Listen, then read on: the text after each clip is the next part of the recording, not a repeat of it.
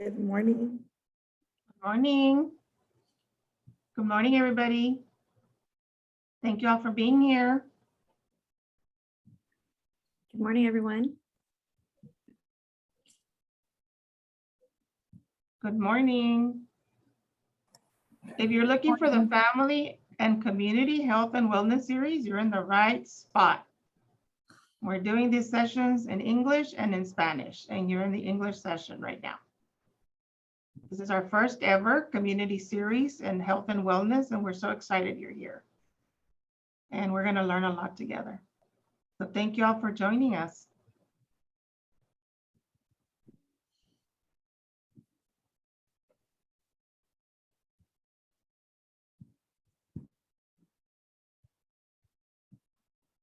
You guys are all pros at Zoom. I'm seeing that you are signing in. You have your mics muted. Thank you for being here with us today. We're so happy to see you here.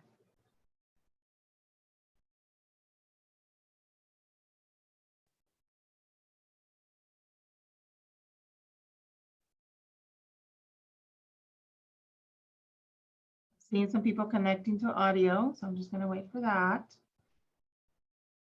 So welcome to the Region 1 Family and Community Health and Wellness Series. We're so happy you're here. This is our first ever series that focuses on community health and wellness, including COVID awareness. And so this session is today in English, and we're also going to have one in Spanish going on at the same time. We're also going to have a different session on December 16, and our time is going to be again from 9 to 12. So we are doing this as part of our community service to our region. We're so grateful you're here. We love that we're able to serve our community this way. And just, thank you all for joining us. We really appreciate it. And we are going to be learning together. I always say we're always learning together. We're always helping each other out so that our community can be healthy, can do well, and we can all just keep moving forward together through this COVID recovery time. And we're going to get started. I see somebody connecting to audio, so we might want to help them a little bit. I want to introduce to you the team that is here. My name is Norma Ortiz McCormick. I serve as director here in the Office of College Career and Life Readiness with Region 1. I love doing this work. You can tell. I just love it. We have amazing people working here at Region 1, focusing on health, on wellness, on well-being, but we also have a lot of partners in our community who have come in and done some recorded series for you. And so it's going to be a great opportunity of learning. We're going to have a nurse sharing information on COVID, on the vaccine, on the updates. We're going to have a doctor sharing information on the vaccines, on boosters. We're also going to have a psychiatrist talking about mental health and well-being. We're going to have Elizabeth Alvarez, who's here with us today, who has been doing a lot of work on SEL, social emotional learning. So I want to share with you a little bit about who our committee is. Here at Region 1, we have expanded our social emotional learning and mental health support team because we have listened to the community needs, and they have told us that there is a lot of need in this area. So we have expanded our team, and you can see Elizabeth has been doing this work for so many years, and we're so grateful to you because we continue to learn from you, and you continue to share with us all of your insights. So thank you, Liz. And she's also going to be answering any questions. Liz, did you want to share a few words? No, I was just going to say thank you for the kind words. Yes, ma'am. We appreciate it. We're a learning community. We're all about education. So, we're always lifelong learners. I want to thank Dr. Alvarado. She's in the Spanish session, but she made sure that with our partners and community partners, we recorded these sessions. We have hours and hours that's filmed, and we're going to continue to share. So we're very grateful for that.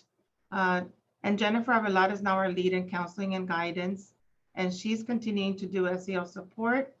And also Joe Castillo, you're going to see him later. He's going to be talking about mental health and mindfulness, and probably in the series in December. Here with us today, I also have Isela, who's an education specialist, also has a background in counseling and guidance. If you want to say hi to everybody, Isela. Thank you. And Good morning, everyone. Oh, thank you, Isela. And our administrator for our office, you'll hear from her in a little bit. We also have Dr. Rogers, who's our director for our satellite office in Laredo. So she does everything we do here in Edinburgh. She does that in Laredo. So thank you for being here, Dr. Rogers. Good morning, everybody. And she has been leading this work for so many years, looking at CASEL and looking at resources with SEL, understanding what that means and supporting us as we continue to learn. I also want to make sure I point out Claudia Gutierrez is also very invested in this series. She is providing technical support this morning, but she has been leading these efforts, and I'm grateful for her support and for her, taking on that charge of helping our community and trying something new. This is new to all of us. So for me, it's exciting. I love new things. I also have my partner in crime, Nicole Science, who's a coordinator for our Gear Up grant. And she's always very willing to support in anything having to do with social emotional learning, with leadership. So I really appreciate her ongoing support. Good morning, everyone, and I'll be answering the chat if you have any questions or any technical issues. Claudia and I and Isela will be here answering and responding. Thank you, Nicole. And we also have one of our newest members to our team, Laura Salinas Vasquez. Dr. Laura Salinas Vasquez. So she has been recently joined our team. She has a wealth of knowledge in so many different areas, including P-Tech, leadership, and others. So if you want to say good morning to everybody, Sala. Good morning, everyone. Laura. Thank you so much for joining us. Thank you. So we're going to get started, and we're going to continue and looking at a welcome video from our Dr. Solis, who is our interim executive director with Region 1. And so you're going to see Dr. Rod, we're going to be playing the videos, and then I'm going to do the segments in between. And just so you know the lineup this morning, we're going to have Dr. Solis, and then we're going to have our interim deputy director sharing a message. We're going to have a video about Operation College Bound and Beyond, which is a new grant we have. Then we'll have Michelle Davies, a nurse, talking about COVID vaccine, and how to stay safe and healthy. Dr. Cardenas, followed by Elizabeth Alvarez, talking about SEL for families and practices and well-being. Dr. Aida Cunha Garza and Laura McDermott talking about COVID recovery. And then we're going to have Dr. Agapito sharing a little bit about mental health, and he will be here also answering questions at about 11:15. So we have a great lineup for you. Thank you all for joining us. Get comfortable, get your coffee, enjoy the sessions. Thank you.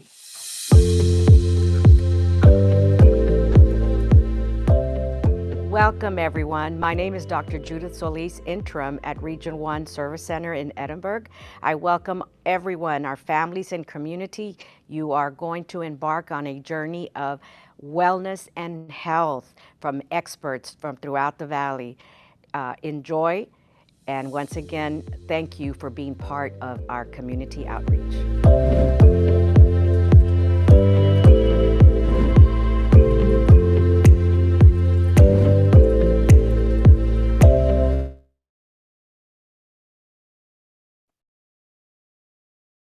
So now a little message from our interim deputy director for the area of instructional leadership, school improvement, and college readiness support. Greetings. My name is Melissa Lopez, and I'm the Interim Deputy Director at Region 1 ESC. On behalf of the Region 1 Education Service Center, we want to welcome you to the Family, Community Health, and Wellness series. This three-part series will focus on the following topics: mental health and well-being, general health, including the latest information on protecting yourself and your loved ones from COVID-19, and social emotional supports. Region 1 ESC is committed to the well-being of all our educators, students, and their families. We invite you to sit back, relax, and enjoy this learning experience.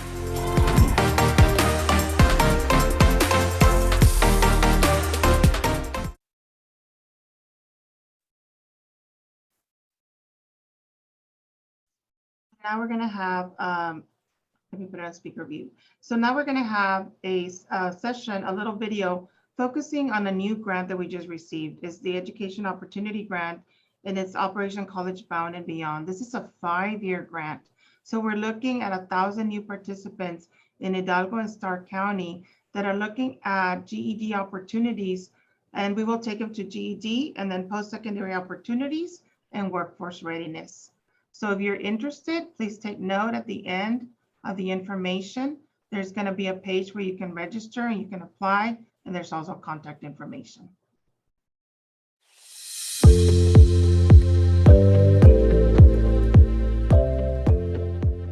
Hello, my name is Rosario Franco, and I serve as Project Director for the Educational Opportunity Center Grant, a federal grant out of the Region 1 Education Service Center Office of College, Career, and Life Readiness. We want to welcome you to participate as part of our grant. If you or someone you know has stopped out of college, needs help filling out applications, you need your GED, or you just need help entering college, we are the team to support you. We want to help you fill the jobs that are coming to a growing economy in the Valley.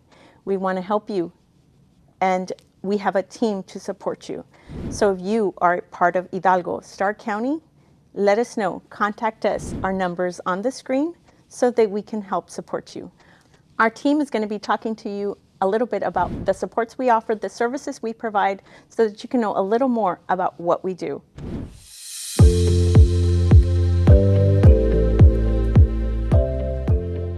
Hello, my name is Hope Rodriguez. I'm part of the team of Operation College Bound. Operation College Bound, we recruit 1,000 adults per year. The adults have to be 19 years of age or older. We help assist with financial literacy so that families are able to be financially successful in their home. We also help with college and certificate programs. We help to complete a diploma or begin your GED. We also help with career options and pathways. We help refer our participants to programs with Workforce Solutions or other organizations in the community so that you can begin your certificate program. We also educate our participants on Texas Workforce Commission labor market data so that you're able to make informed decisions on future career opportunities and employability.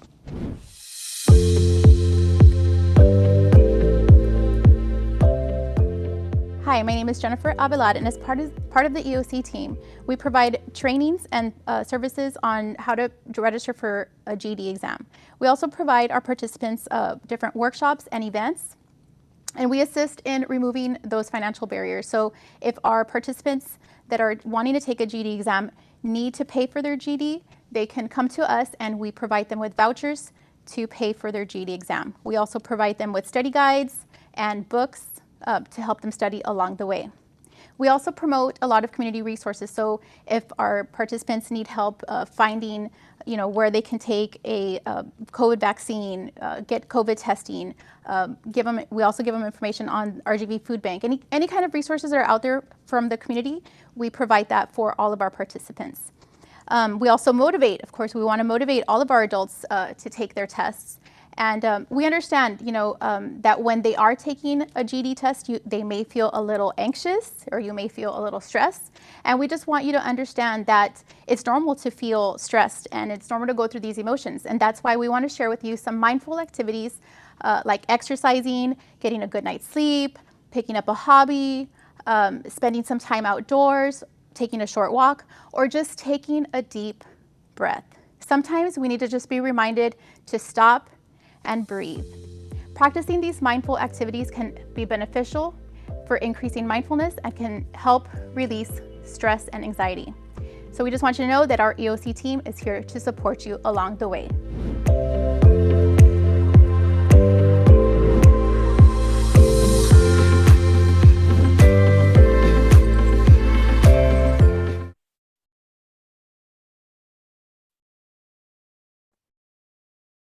I want to wait and see if anybody has any questions. Make sure you wrote that information down. Our number here in our office is 956-984-6221.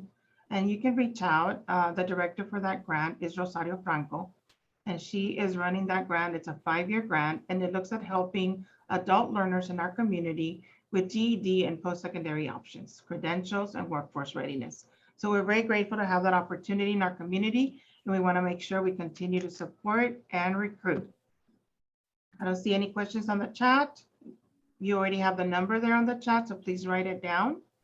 And you have her contact information.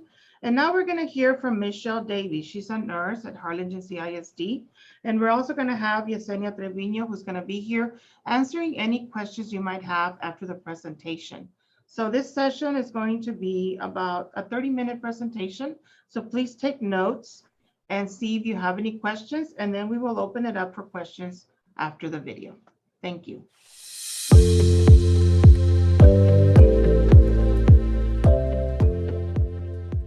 Thank you so much for joining us for this presentation on COVID-19 for the Health and Wellness Series. My name is Michelle Davies. I'm the Health Services Coordinator for Harlingen Independent School District. There's no question that COVID-19 has impacted every aspect of our lives, our jobs, economy, and even our education of our children. We have all missed family milestones. Some of us have lost family members or those that we love to COVID-19. So this presentation is just going to review some of the things that we already know, some of the new data that's coming out, and then hopefully we'll give you some information as parents that will help your children navigate through these difficult times. So I saw this road sign and thought this is perfect for what we've endured over the last year and a half. Many of you have probably gone through a gamut of emotions, feeling lost, confused, unsure, unclear. I think that is a good summary of what we've experienced over the last year and a half. So hopefully at the end of this presentation, you'll have a little more clarity on some of these items. So the objectives for today are, by the end of this presentation, you will be aware of the most recent COVID-19 updates. You will understand the most effective mitigation measures against COVID-19, and you will have knowledge of parent actions to protect your child and assist schools during the pandemic. So what we know, so interestingly enough, I actually made this presentation over a year and a half ago and presented to some parents.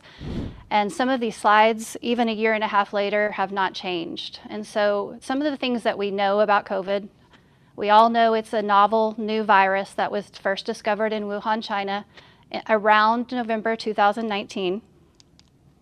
We know that it's spread by respiratory droplet transmission when a person talks, coughs, or sneezes. And so when a person talks, coughs, or sneezes, those respiratory droplets go into the air and can land in the mouths or noses of other people, and that's what causes the infection. We know that symptoms appear 2 to 14 days after exposure, but persons are considered contagious 2 days prior to their symptom onset. This is called pre-symptomatic transmission. And it creates issues because the person who is infectious does not know they're infectious for that 48-hour period, but they can still transmit the virus to other people. We know that some infections occur through asymptomatic carriers, and the research kind of is widely varied on what percentage of the population could be asymptomatic carriers. Asymptomatic carrier just means I go through my entire infectious period of COVID-19 and I have no symptoms whatsoever. And that's why it's so critically important for people to continue to follow mask guidance and social distancing, hand hygiene, and other things that we're going to talk about later in the presentation. And I think if there's one thing we know for certain, the situation surrounding COVID and the virus itself are continually evolving. So when we talk about symptoms, if you remember way back a year and a half ago when the CDC released the symptoms, it was fever, cough, shortness of breath, and that was it. Those were the classic symptoms. And then as we began to have more cases, the list expanded greatly. And so now the list includes a runny nose or congestion, headache, gastrointestinal symptoms such as nausea, vomiting, muscle aches, body pain, joint pain, feeling really tired or fatigued. And then we have, last but not least, the really classic symptoms, which is loss of taste or smell. And so what's interesting about COVID presentation is it's so widely varied per person. So you have the person that's completely asymptomatic on one end of the spectrum, and then you have the person that's critically ill and people that are even passing away from COVID. And so it creates issues when you have a mildly symptomatic person, because I could have a runny nose and a mild headache and easily attribute that to allergies, but yet I actually have COVID, and so I'm able to transmit that to other people. Again, it just drives home the point of why it's so critically important to follow our mask guidance. So what we don't know, the list is too long to talk about today, but I'm just going to focus on a few things that we're still needing to get data on, and the first is variants. We know that the Delta variant now accounts for 99% of cases in the U.S. It seems like every time you turn on the news, there's a new variant of concern, so we're constantly tracking that. And so when epidemiologists look at how infectious a virus is, they use a value called R0, and that's used to determine how many people one sick person will infect. So the R0 for the original strain was 2 to 3. So if I have COVID with the original strain, I will infect on average 2 to 3 people. For the Delta variant, it goes up to 5 to 8, which is significantly increased. And as a reference, the highly contagious chickenpox has an R0 of 8.5. So on the upper end, the Delta variant could be as contagious as the chickenpox. The next thing with vaccinations, we're happy to have them, but we are still learning the effectiveness against the variants. And we also don't know what determines how long immunity will last in each person. Lastly, I'm going to talk about some concerning conditions related to the coronavirus. The first is long COVID. Long COVID just refers to persons who've been infected that experience either new, recurring, or ongoing symptoms for 4 weeks or more after recovering from COVID-19. You know, you've seen in the news that people have clotting issues, they may have myocarditis, and there's still, the research is ongoing to determine what causes these things. The second condition is called MIS-C. That stands for multi-system inflammatory syndrome in children. This is very rare, but it's actually not as much related to the damage the virus itself does, but it has to do with the body's immune response. This causes inflammation in major organs such as the heart, lungs, and brain. And symptoms can include some of the overlapping symptoms of COVID, but also feeling extremely fatigued, bloodshot eyes, rash, and it is a very serious situation. Again, it's extremely rare, but something to be aware of. Okay, what do we do to minimize our risk? And again, some of these mitigation measures have been around forever. The first I want to talk about is washing your hands. School nurses have been preaching and teaching hand washing from the beginning of time, or beginning of school nursing. And I think it's a lot of times just ignored, but I think throughout the pandemic, all of these things have come to light, and hopefully people are developing really healthy hygiene habits as a result. So hand washing is the #1 way to reduce the transmission of illness. Unfortunately, it has to be done frequently and correctly for it to be effective. So I looked at a research study that was done before the pandemic, and what they did is they went into middle school and high schools and polled students about hand washing. And so they found that 58% of female, so a little over half, and 48% of male middle and high school students washed their hands after using the bathroom. And so my first question, or my first thought, is if they're not washing their hands after using the restroom, are they washing their hands at all? And so those of you that with teenagers at home, I'm sure you can understand this, where this is coming from. But of those students that said they did wash their hands, only 33% of female and 8% of males actually use soap. So, I was reflecting back to when I had teenage boys in the house, and I thought, yeah, this fits the picture very much. So hopefully some of those habits have changed throughout the pandemic. But another part of the study is asking these kids, why don't you wash their hands? One of the #1 responses was, because my parents don't do it. So although you may feel like your kids aren't listening, they are watching. They're watching the parents, they're watching their peers, they're watching role models to determine not just how to have healthy hygiene habits, but how to live their lives. And so they are watching you, parents. So the next thing we're going to talk about is practicing what we now call physical or social distancing.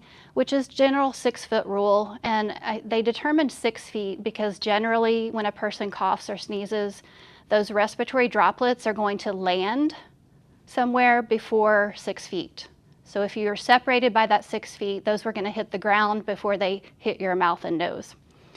And so that's just become something that's very commonplace right now. And when we talk about all of these mitigation measures, all studies show that layering these approaches has much more effectiveness than just one alone.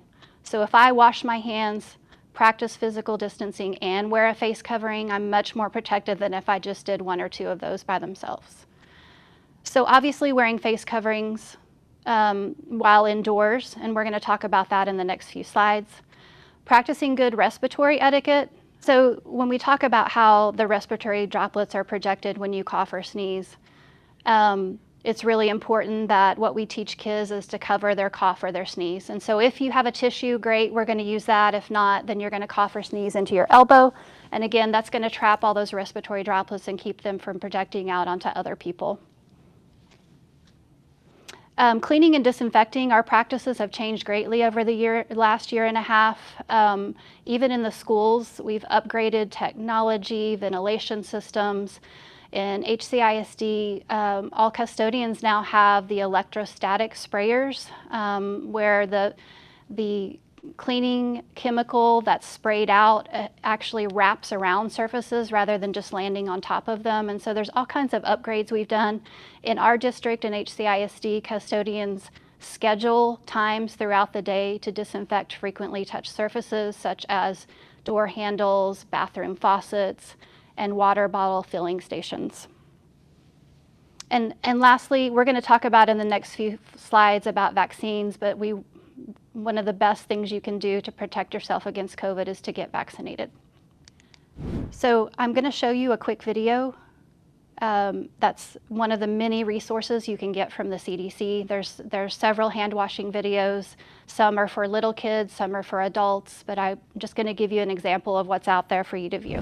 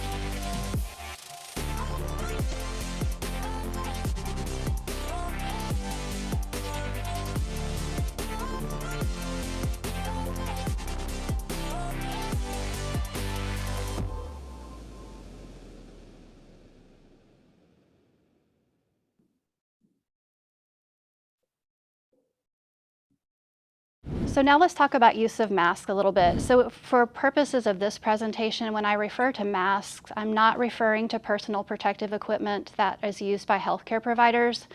Those types of masks are much more protective. And when we discuss masks in this presentation, I'm referring to cloth face coverings. So we know that wearing a mask protects others as well as yourself. The mask should cover your nose and mouth and fit snugly against the side of your face. We've all been out in public and we've seen people with the mask with their nose hanging out and gapping around their cheeks. Those are have very, very little effectiveness.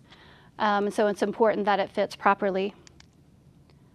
The CDC recommends the use of masks indoors for all students, staff, and visitors to K through 12 schools, regardless of vaccination status. So if you remember back in the spring, when we were really starting to vaccinate a lot of people, the CDC said, okay, if you're vaccinated, you don't generally have to wear a mask indoors. That has since changed based on research that with the Delta variant, people who are fully vaccinated can transmit the virus to other people. And so now the recommendation is back to universal masking indoors.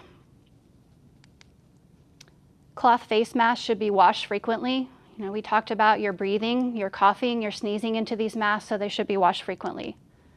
And then masks should not be used on children under 2 years of age. Anyone who has trouble breathing, is unconscious, or is unable to remove the mask without assistance. Okay, let's talk about vaccinations. So in the United States right now, there are currently 3 vaccines available for COVID-19. The first is Moderna.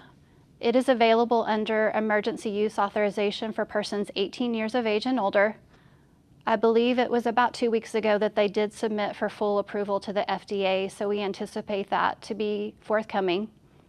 This is a 2-dose series with dose 1 and 2 separated by 28 days. Pfizer was recently approved by the FDA for individuals 16 years of age and older. It's still available under emergency use authorization for ages 12 to 15.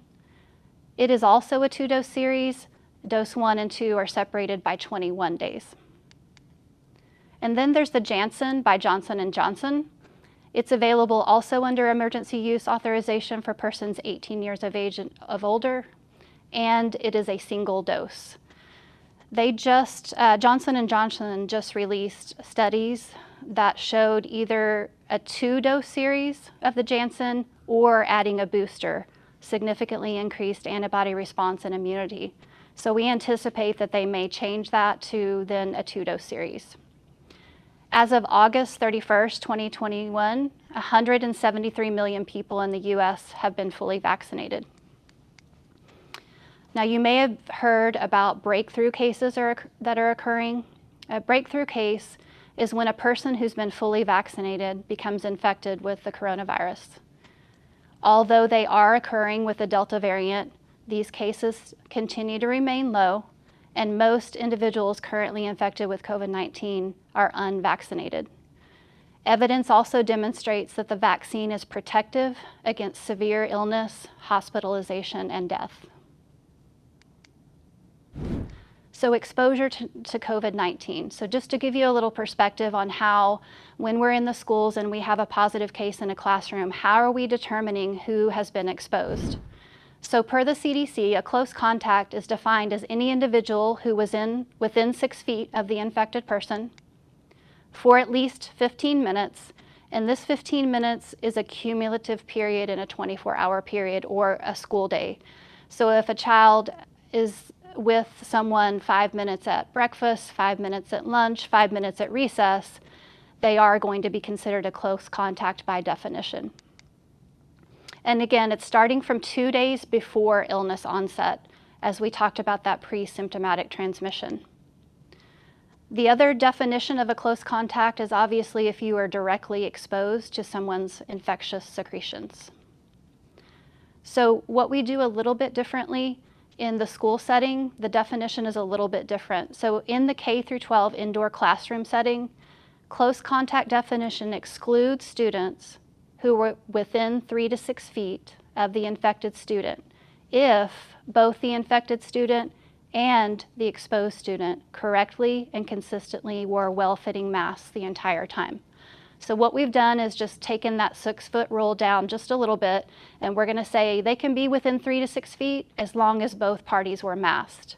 If they were less than 3 feet apart for 15 minutes, or one or the other, or both were not wearing masks, they would be considered a close contact. And then persons who are fully vaccinated or who have recovered from COVID-19 in the last 90 days are not considered close contacts because they are considered to have immunity. And remember, you're considered exposed only if you're unvaccinated.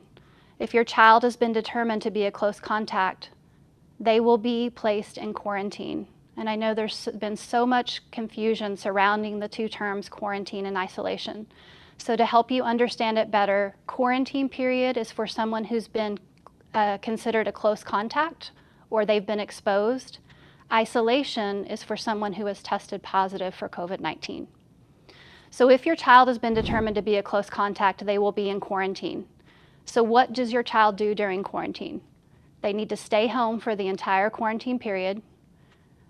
They need to monitor their health to watch for symptoms of COVID-19. Stay away from others if possible. Consult with your healthcare provider. And then this is important to note, even if they test negative for COVID-19 or they feel healthy, they should still stay home the entire quarantine period because symptoms may occur 2 to 14 days after exposure to the virus. So when can quarantine end?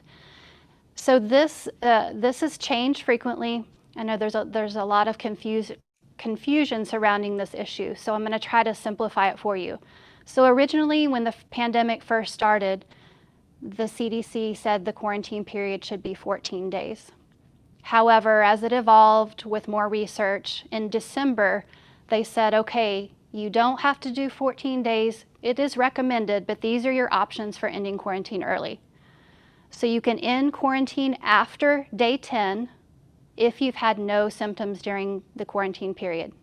So basically what they've done is said instead of 14, it can now be 10, and you're in quarantine 10 full days. Your child will be able to return on day 11 as long as they have no symptoms at all. The other option is I can be in quarantine 7 days if I have a negative COVID test and I've had no symptoms. So all they're doing there is allowing you to come back a few days earlier if you have a negative COVID test. The caveat with that is that test has to be done within 48 hours of end of quarantine. So the earliest you would be able to have the test is day 5 of quarantine. Now let's talk about what to do if your child tests positive for COVID-19. Obviously, if they test positive, we want you to contact their healthcare provider. They would be in isolation. And so the difference between isolation and quarantine is that quarantine, they're home. Isolation, they're home, but really they need to be in a separate room from other household members if possible. Again, they are positive, they have symptoms, so now we're going to monitor for emergency warning signs such as difficulty breathing and seek emergency medical care if needed. They should avoid contact with other household members and pets and should not share personal household items like cups, towels, and utensils. So isolation is a little more simplified in terms of when it ends because the criteria is the same for everyone. Isolation can end when at least 10 days have passed since symptom onset, when they've been fever-free for 24 hours without the use of Tylenol or Motrin, and when they've experienced an improvement of other symptoms. It is not necessary, nor is it recommended to take another COVID-19 test to end isolation. There's been a lot of confusion surrounding this as well. And what they found is some individuals may test positive for weeks after their infection, but they're not considered contagious after day 10. So once your child is tested positive, they only need to meet the 3 criteria listed here. They do not need to be retested. How can you help? As a parent, please keep your child home when they're ill. The fever rule in general is they have to be fever-free for 24 hours without the use of fever-reducing medications, and this is whether they have COVID or any other illness. The same 24-hour rule applies for vomiting and diarrhea.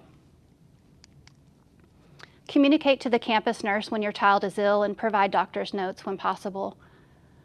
This helps the campus nurse immensely in the school. We do a lot of tracking of diseases. We're required to report to the Department of State Health Services, and when we have that information, it's very helpful. We all know that sometimes we have to change our numbers, things change, but if you can please make sure that you have updated phone numbers with the campus registrar and the nurse so that we can get a hold of you if your child is ill or there's an emergency. Talk to your child about expectations and how they can help prevent the spread of COVID-19. And our phrase is facts over fear. We want to give them the information that equips them to to do their part to prevent the transmission of illness, but we don't want to use scare tactics or scare them into being compliant.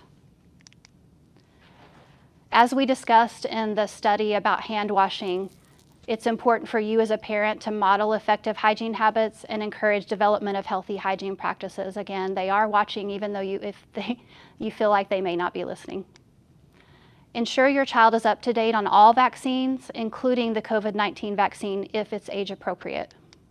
We know that through the pandemic, there's been a lot of repercussions for mental health. People are experiencing anxiety, depression. There's been an increase in domestic violence and suicide attempts. There's been isolation, economic uncertainty, job loss, and compromise to personal health and safety, and a complete disruption of daily lives. So things that you can do to help your child navigate through this time. Limit their exposure to news coverage and social media feeds about COVID-19. This entire thing has become highly politicized. And obviously I'm not going to get into that, but it's important that they're getting accurate information and just limiting what they're seeing. An example that I thought of with my own children was when 9/11 happened and trying to determine what information do I share, how much of the news do I let them watch. Number one, not all of the information out there is accurate, and we know that.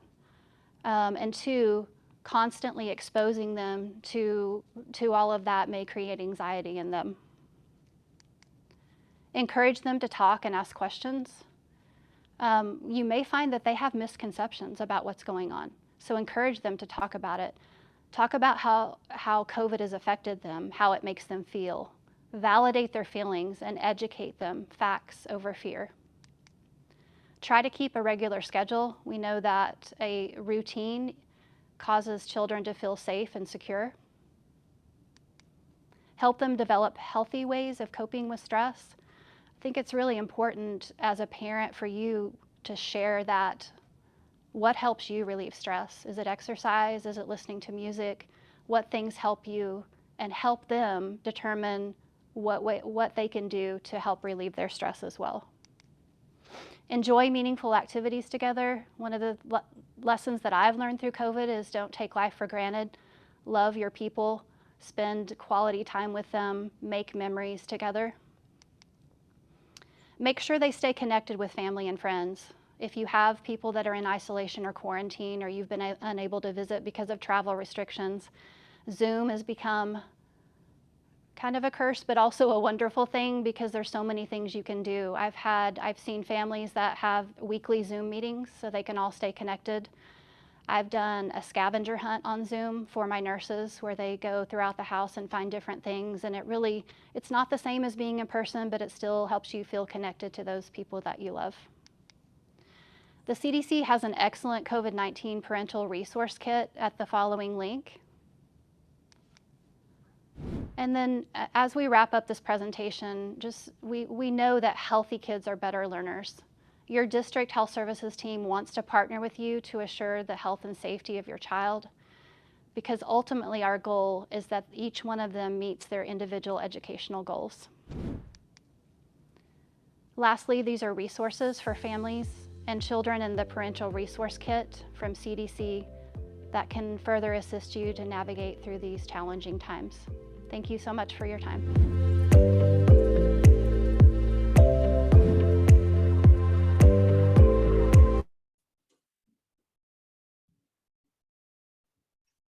Thank you all. I hope you're all taking notes and see if you have any questions. I personally have my little kit here all the time. And I know we have today Yesenia Trevino with us, who is a family nurse practitioner from Mission CISD. And she's logged in here to answer any questions you might have following our presentation. So let's just open it up. Yesenia, if you want to say hi to everybody, that would be great. Hi, good morning. Yes, my name is Yesenia. I'm a nurse practitioner, and I am the Health Services Director for Mission CISD. So if you have any questions, feel free. I know this was Michelle's presentation, but I'm just as capable of answering any questions that you guys have. We really appreciate you taking time today to visit with us and with our community, Yesenia. It really means a lot to us. So let's see if anybody has any questions. I'm gonna look at the gallery view. If you wanna open up your mic or if you wanna put it on the chat, let's go ahead and feel free to do that right now. I think we have at least 10 minutes. If we need longer, we can take longer to answer any of your questions that you have.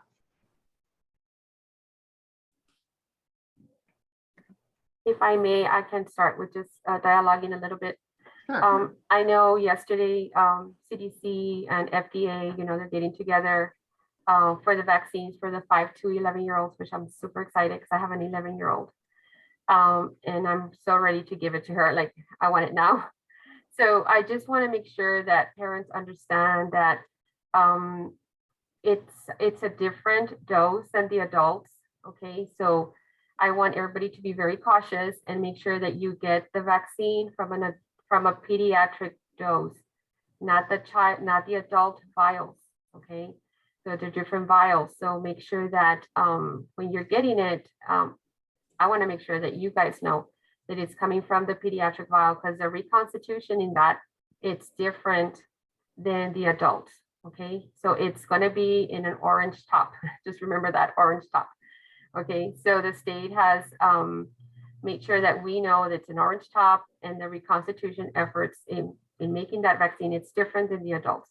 So please be cautious with that. Don't think, just go to any pharmacy and say, well, it's a third of the adult dose. No, it's a different reconstitution. So don't gamble on that. Just wait another few more days. We're almost there. They are saying around November 3rd, 4th, or 5th. So here at Mission CISD, we're already working in having clinics on that Friday after it's announced. And we chose a Friday so if the kids do have any side effects, they have the weekend to recover, right? We adults, if we've gotten the vaccine, we know how everybody feels different.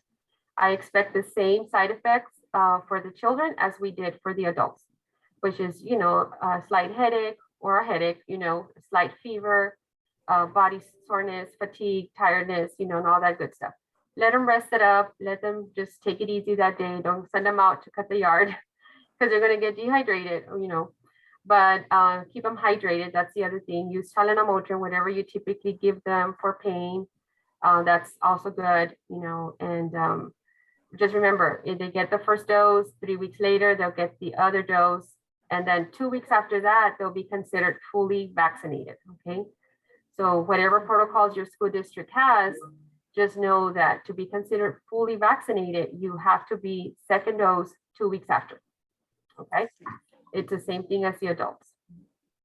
So if anybody here has questions maybe on the adult boosters, it's 6 months after your second dose, all right? So if you haven't gotten it, please go get it because, holidays are coming.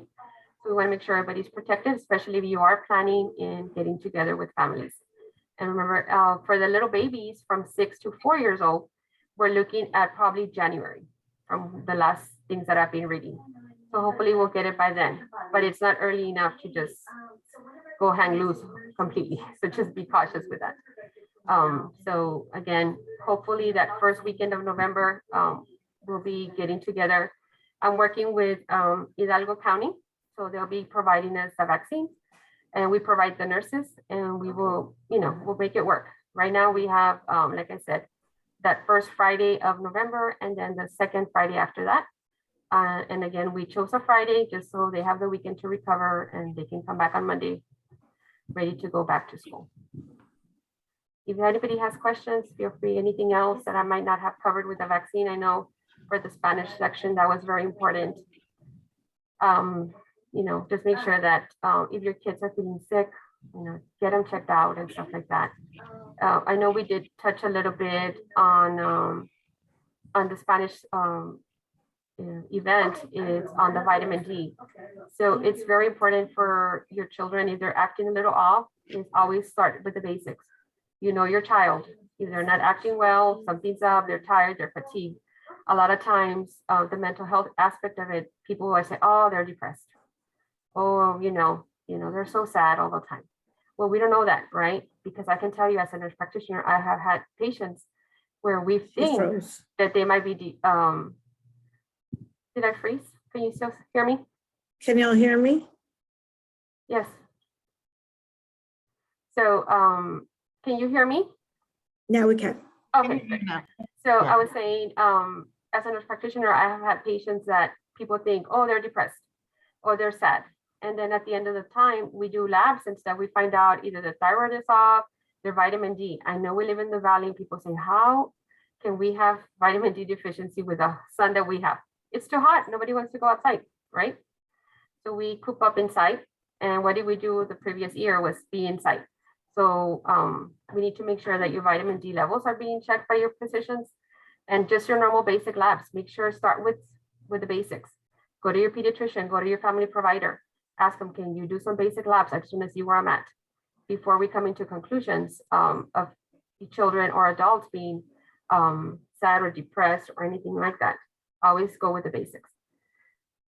So there, it's being asked, can children get the flu and COVID vaccine on the same day?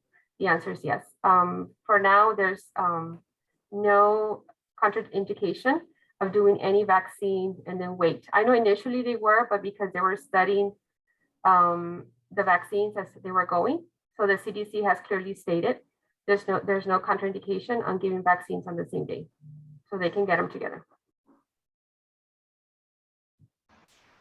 Ms. Trevino, Mhm.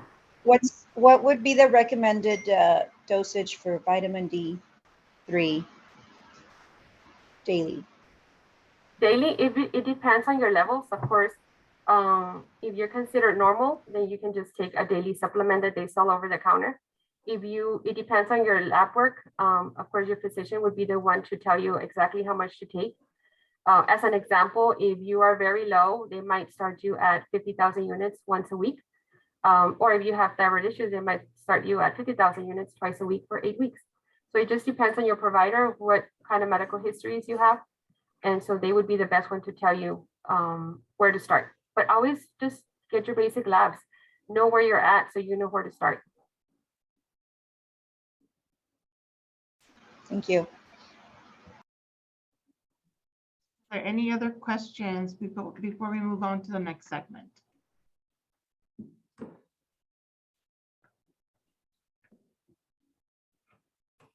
think we're good. Well, thank you so much for being here, Mr. Vino. We really appreciate your time. And if we have any other questions, we might send them your way and just make sure that we get them answered. So now we're going to go into sharing a little bit about with Dr. Cardenas, who works with DHR, and he has a message to share with us.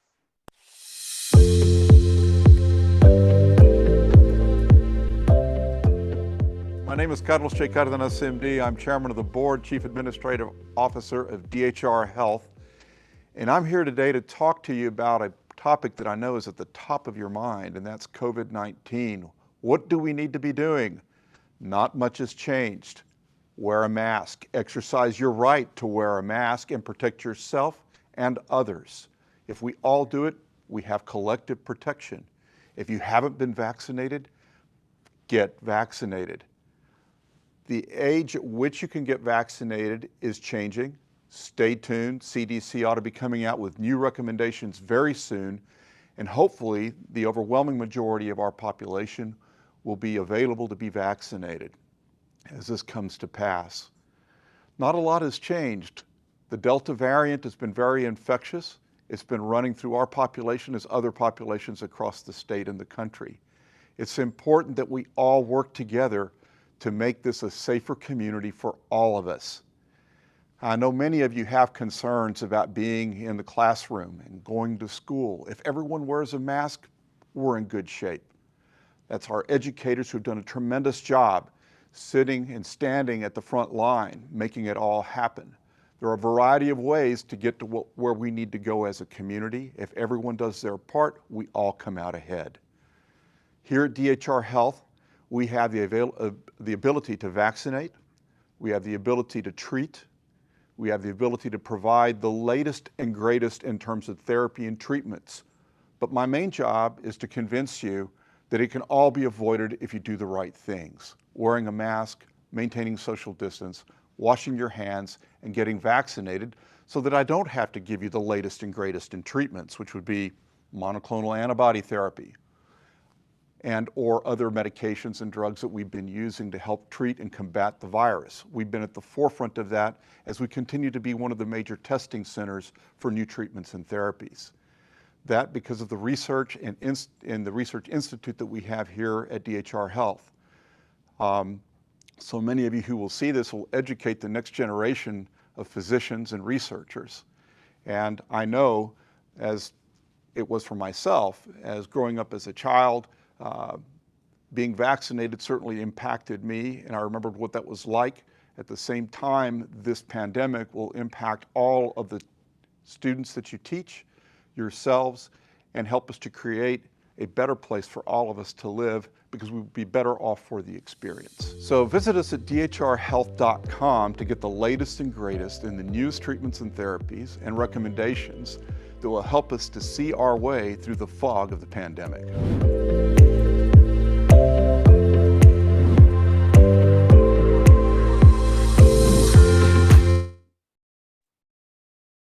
Thank you. I know we're giving you a lot of information. So just take a little moment to just take a deep breath. Inhale, hold, exhale. Let's do another one. Inhale, hold, and exhale. A third one. Inhale, and exhale. Now we're going to talk about a little bit about Elizabeth Alvarez is going to share some information on social emotional learning and what are some strategies we can do as families in supporting our children, you know, when they come home, different practices we can do at home to support their social emotional learning and well-being. Thank you.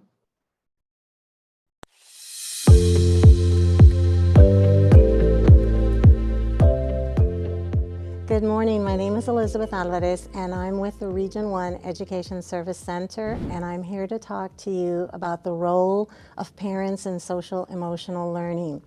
Before I start with my presentation, I just wanted to give you a little bit of background information on myself. So I've been with the Service Center for about 28 years, and just a little bit about me. I'm a special education teacher.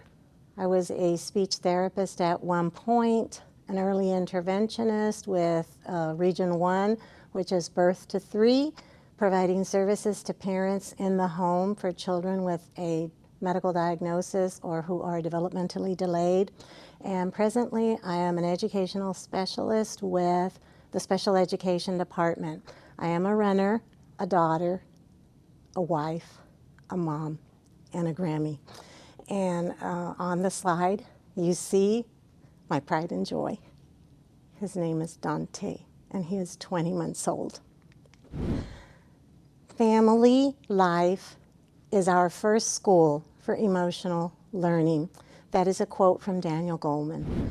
Daniel Goleman is the author of Emotional Intelligence, and he says that it is through family life that we learn the how of feeling.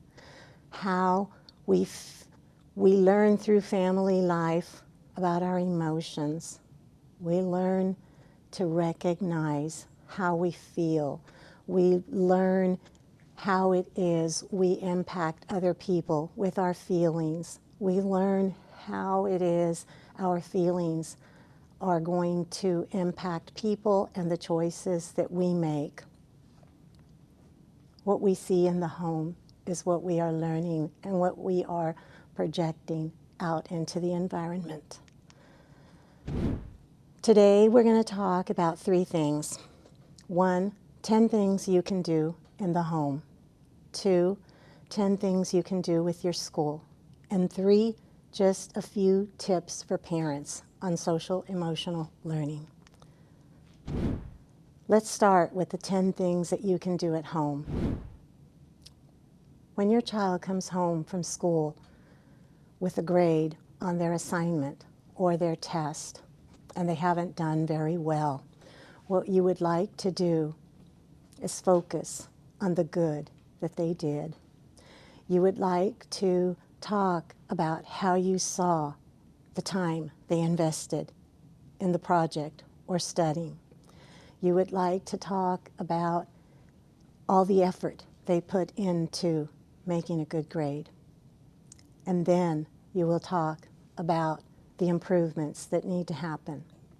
You want to focus on their strengths before you begin talking about the improvements and how you can help. As is the case, children will behave inappropriately throughout their childhood. It is just a given. So what we want to do is react calmly when this situation arises. We want to talk about the misbehavior with our children and discuss the consequences that will happen because of that misbehavior. We want to follow up with consequences for those misbehaviors consistently and appropriately. We want to make sure that the consequences are appropriate for the type of behavior that was exhibited. Because we experience a variety of feelings throughout the day, we want to ask our children how they feel. We want to talk to them about their day at school. How did it go? What was happening? What were their thoughts? Just have a conversation about emotions with our children. When our children misbehave, we want to remain calm. So we want to find ways to stay calm when we ourselves are angry. Because remember, our children are watching and they're picking up from us what we model for them. So if it means that you have to step out of the room for a moment, if it is safe to do so, just to catch your breath and think about what your next step will be, that's perfectly fine. We want to keep our children's spirit in mind. We want to avoid humiliating or mocking our child. So if they say something in the heat of a moment that sounds funny or ridiculous, we don't want to project that feeling of that is just not making sense at all to me. We want to be able to listen to them and acknowledge and accept the feelings that they are experiencing in the moment. We're not perfect human beings. Sometimes we make decisions that may have not been the best thing to do at the moment, and we realize it later. So there's nothing wrong with being willing to apologize to your child for something that you said or did and reflected later and recognized that maybe you overreacted. Give children choices and respect their wishes. Many times, as the adult in the home, we plan everything out. We set out our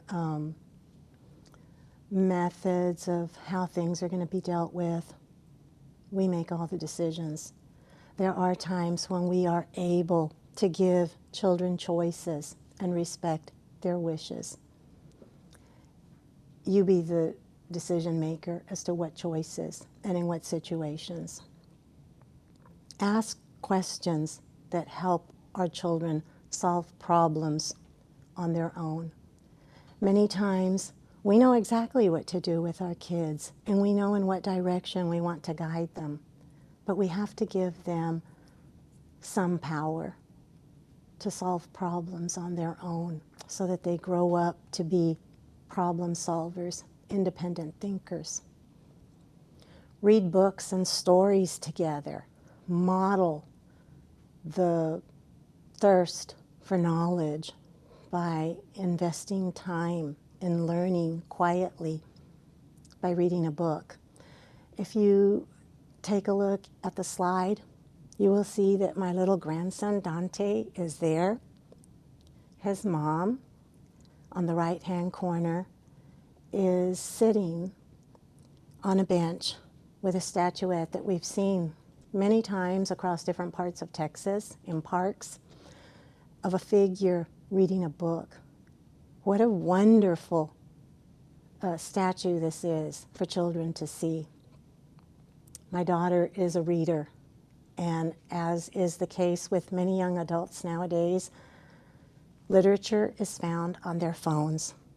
And so she, I'm going to believe, is reading something on her phone, some type of a novel, some type of book. She belongs to a book study, so that's going to be my thought. And you can see Dante sitting at the opposite end of the bench with his book, and he loves to read. It's never too early to open up a book with a child and sit there. And don't worry if you can't follow all of the words on the book at the beginning. Make it your own and make it your child's. Look at the pictures and invent if you have to. Make it interesting, make it fun. Instill that curiosity within your child. Encourage sharing and helping. That's a big one. And that's a skill that a lot of our kids need to be able to master. So on the lower left-hand corner, you see Dante sitting there with his best friend, who's a little over a year older than he is. And they're at Benji, that's his name. They're at Benji's house. And they're having to share whatever toys, whatever tools Benji has. And so even though Benji's about a little over 2 years old, they're learning as they play and as they interact. They're learning about sharing and helping and getting along, all those interactions, all those opportunities that we as parents can provide to our kids. Make use of them. A few more things that you can do, but this time with your school. Focus on the value of learning. Show an interest in what's happening at school. Ask your child every day or every few days, what went on at school? What happened in class? How are things going with your classmates? Is there anybody new who came in? Instill in them the value of learning that is occurring on a daily basis, on an hourly basis, every single minute. Focus on creating a positive learning environment in the home. From the slide, you can see that there's a small space in the home that is dedicated for study. It doesn't have to be as fancy as the one on the slide. It can just be a corner. It can be at the kitchen table. It could be in the kitchen, just somewhere quiet where someone can focus and study. Set up a bulletin board at home. Setting up a bulletin board at home doesn't have to be fancy either. It can be your refrigerator, the side of the refrigerator with the calendar and anything that's happening at school, awards, whatever your child brings home, acknowledge and display. Listen when your child talks about school. You will hear a lot. And if you hear good stuff, don't hesitate to pick up that phone and call the teacher with the good news. We don't always have to call our teachers with concerns or complaints. We can call with good news. And when your child is sad at home about something that's happening at school, listen and address it with the school counselor or the teacher. Homework. Help your child with their homework. It's tough, but help your child with their homework. Don't do it for them. Help them figure it out. Take advantage of school meetings, anything that's happening at school. Get involved. You don't know what you might learn. Volunteer at school anytime that you can. Talk with the principal. Where can I help? What can I do? Can I greet the children as they come in? Can I help in the cafeteria? Attend school activities. Show your child that you're proud of what they're doing and who they're with and who they are. Join or create a social and emotional learning book club for parents, for kids. Get involved. And last but not least, encourage good communication with the school. There's Dante in the center. That was before he turned a year old. And as you can see, this is a picture from school that the teacher sent to my daughter. He and his classmates are actively listening to story time. This is a quote from John Gottman on the role of parents. Did you know that parents are social, are emotional coaches? And he says, I call the parents who get involved with their children's feelings emotion coaches, much like athletic coaches. They teach their children strategies to deal with life's ups and downs. They don't object to their children's displays of anger, sadness, or fear, nor do they ignore them. Instead, they accept negative emotions as a fact of life and use emotional moments as opportunities for building closer relationships with their kids. And there you see Dante giving a high five to his mom as they're ready to go out for a walk. Become an emotion coach with your child. Teach your children about words and phrases that they can use. These are awesome words. I feel sad, and then investigate. That made me really angry, and then explore. I am very proud of myself. Experience the emotions your child is going through with them through discussion. 5 things you can do or that you influence as a parent when it comes to emotions. You influence self-awareness of your child. You influence them being able to learn about what they're feeling and why they're feeling, and recognizing triggers that are creating those emotions. You're influencing how your child understands others from their perspective, not only from his own or her own. You're helping your child make responsible decisions when it comes to emotions, thinking about their actions and their words and how it's going to impact not only other people, but themselves. You're influencing your child's emotions and helping them to understand you as a parent as well. And you're building healthy relationships with your child too. In the lower hand corner of the slide, you see a quote. It says, to a child, love is spelled T-I-M-E. Invest that time.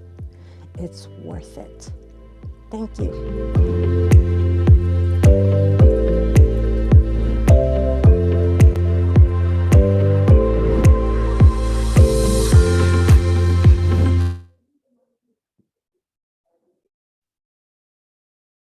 So much, Elizabeth. Let's open it up for any questions. I really enjoyed your presentation. I was taking notes. I like the emotional coach opportunity. I think that's great. I already raised an 18-year-old and a 23-year-old, and I'm still coaching them and coaching myself through all these emotions, right, that we feel every day. So we're going to open it up for questions. You may go ahead and unmute, or if you want to put it on the chat. So I'm going to have Elizabeth just lead this segment and see if y'all have any questions for her.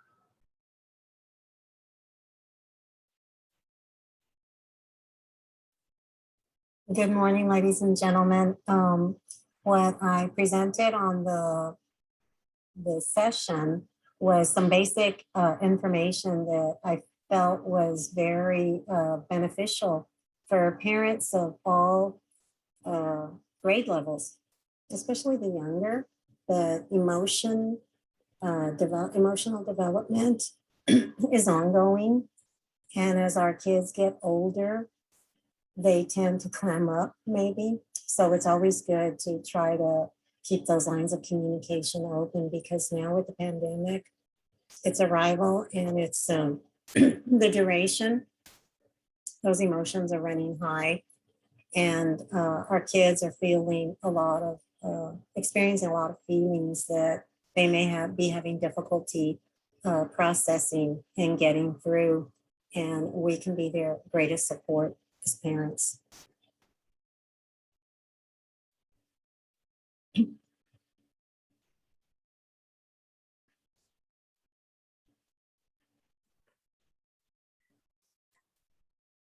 I know that, like, personally speaking, my daughter's off at UTSA, and she just recently experienced a breakup. So she called me up at 12 at night. I was asleep and crying that she wants to come home. She wants to come home. So I'm thinking she's missing me. But as I dig deeper, it's that she experienced a breakup. So it was really about tapping in and listening to her, and then just saying, well, why is it? Like, how are you feeling? She's like, well, I feel lonely. I feel that he was my only friend. So now I don't have anybody. So I was like, okay, well then let's start making friends. Let's start working out. Let's do this, let's do that. Strategies to help them cope with the breakup or cope with the loneliness. Or in this case, it was maybe dependent on him because she didn't have anybody else. This is her first year. So then the other thing is just the self-belief that they're capable of getting over this hump. They're fully capable. They're loved, they're valued, and that's it. So very true. Listen carefully, because I was all like, oh my gosh, she misses me. But nope, it wasn't it. I was going to say that Mark Brackett, who's a professor at Yale University, I think it's a Center for Emotional Social Learning and Development. He says that one emotional strategy, which is very basic and simple, but very powerful, is just being there, being present. You don't have to say anything at all to a child or a young adult or an adolescent about whatever feelings they're going through. Just the fact that you're there listening is a self-regulating strategy that brings them much comfort and positivity. So just your presence and your listening.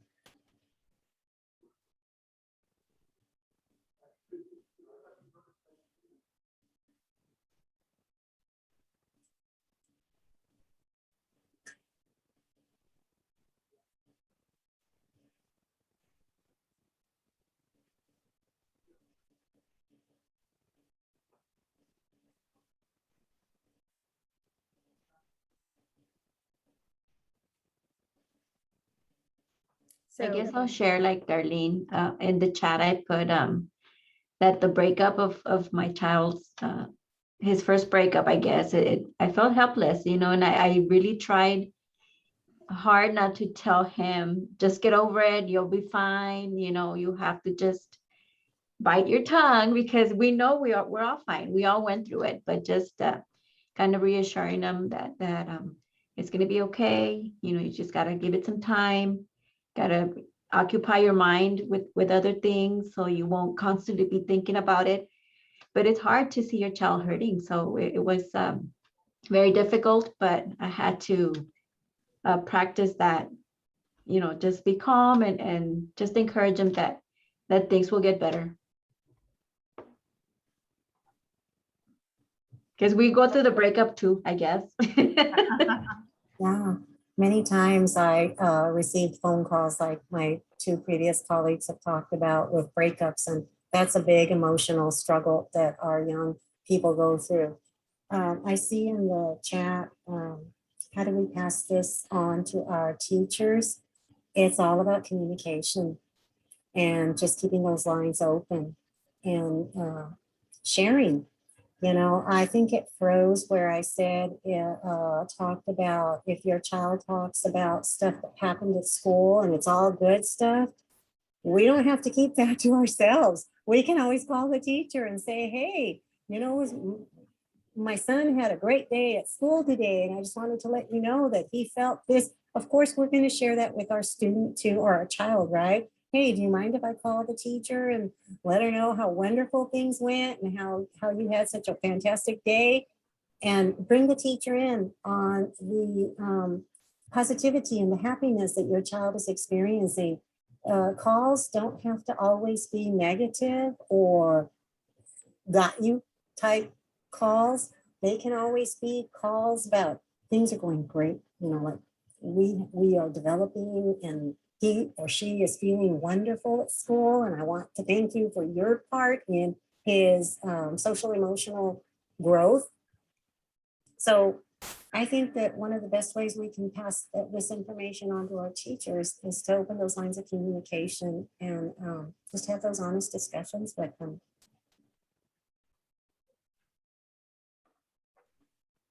Thank you. So thank you all for sharing. And I know Elizabeth's going to stay on. So if you have other additional questions, you can also do a private chat with her and just send her those questions.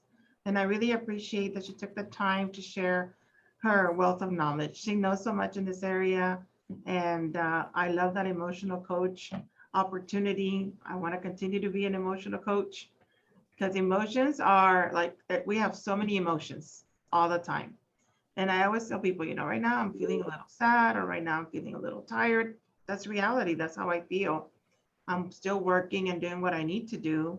But, you know, I'm having this feeling that I need to address and not hide and not push away. It is how we feel. So thank you all, and just keep asking us questions. And as I said, we're going to continue this in December. Elizabeth will stay on to answer anything else that you have. So thank you. Okay, so on our next segment, we're going to talk about COVID recovery. So right now we're in a recovery time with COVID. It's a weird time in between, right? And so we're looking at Dr. Aida Cunha-Garza and Laura McDermott from Successful Lifestyles. We have a video we're going to share, and then Ms. McDermott is here to answer any questions. So as we go through it, just take any notes and be ready to ask any questions. Thank you.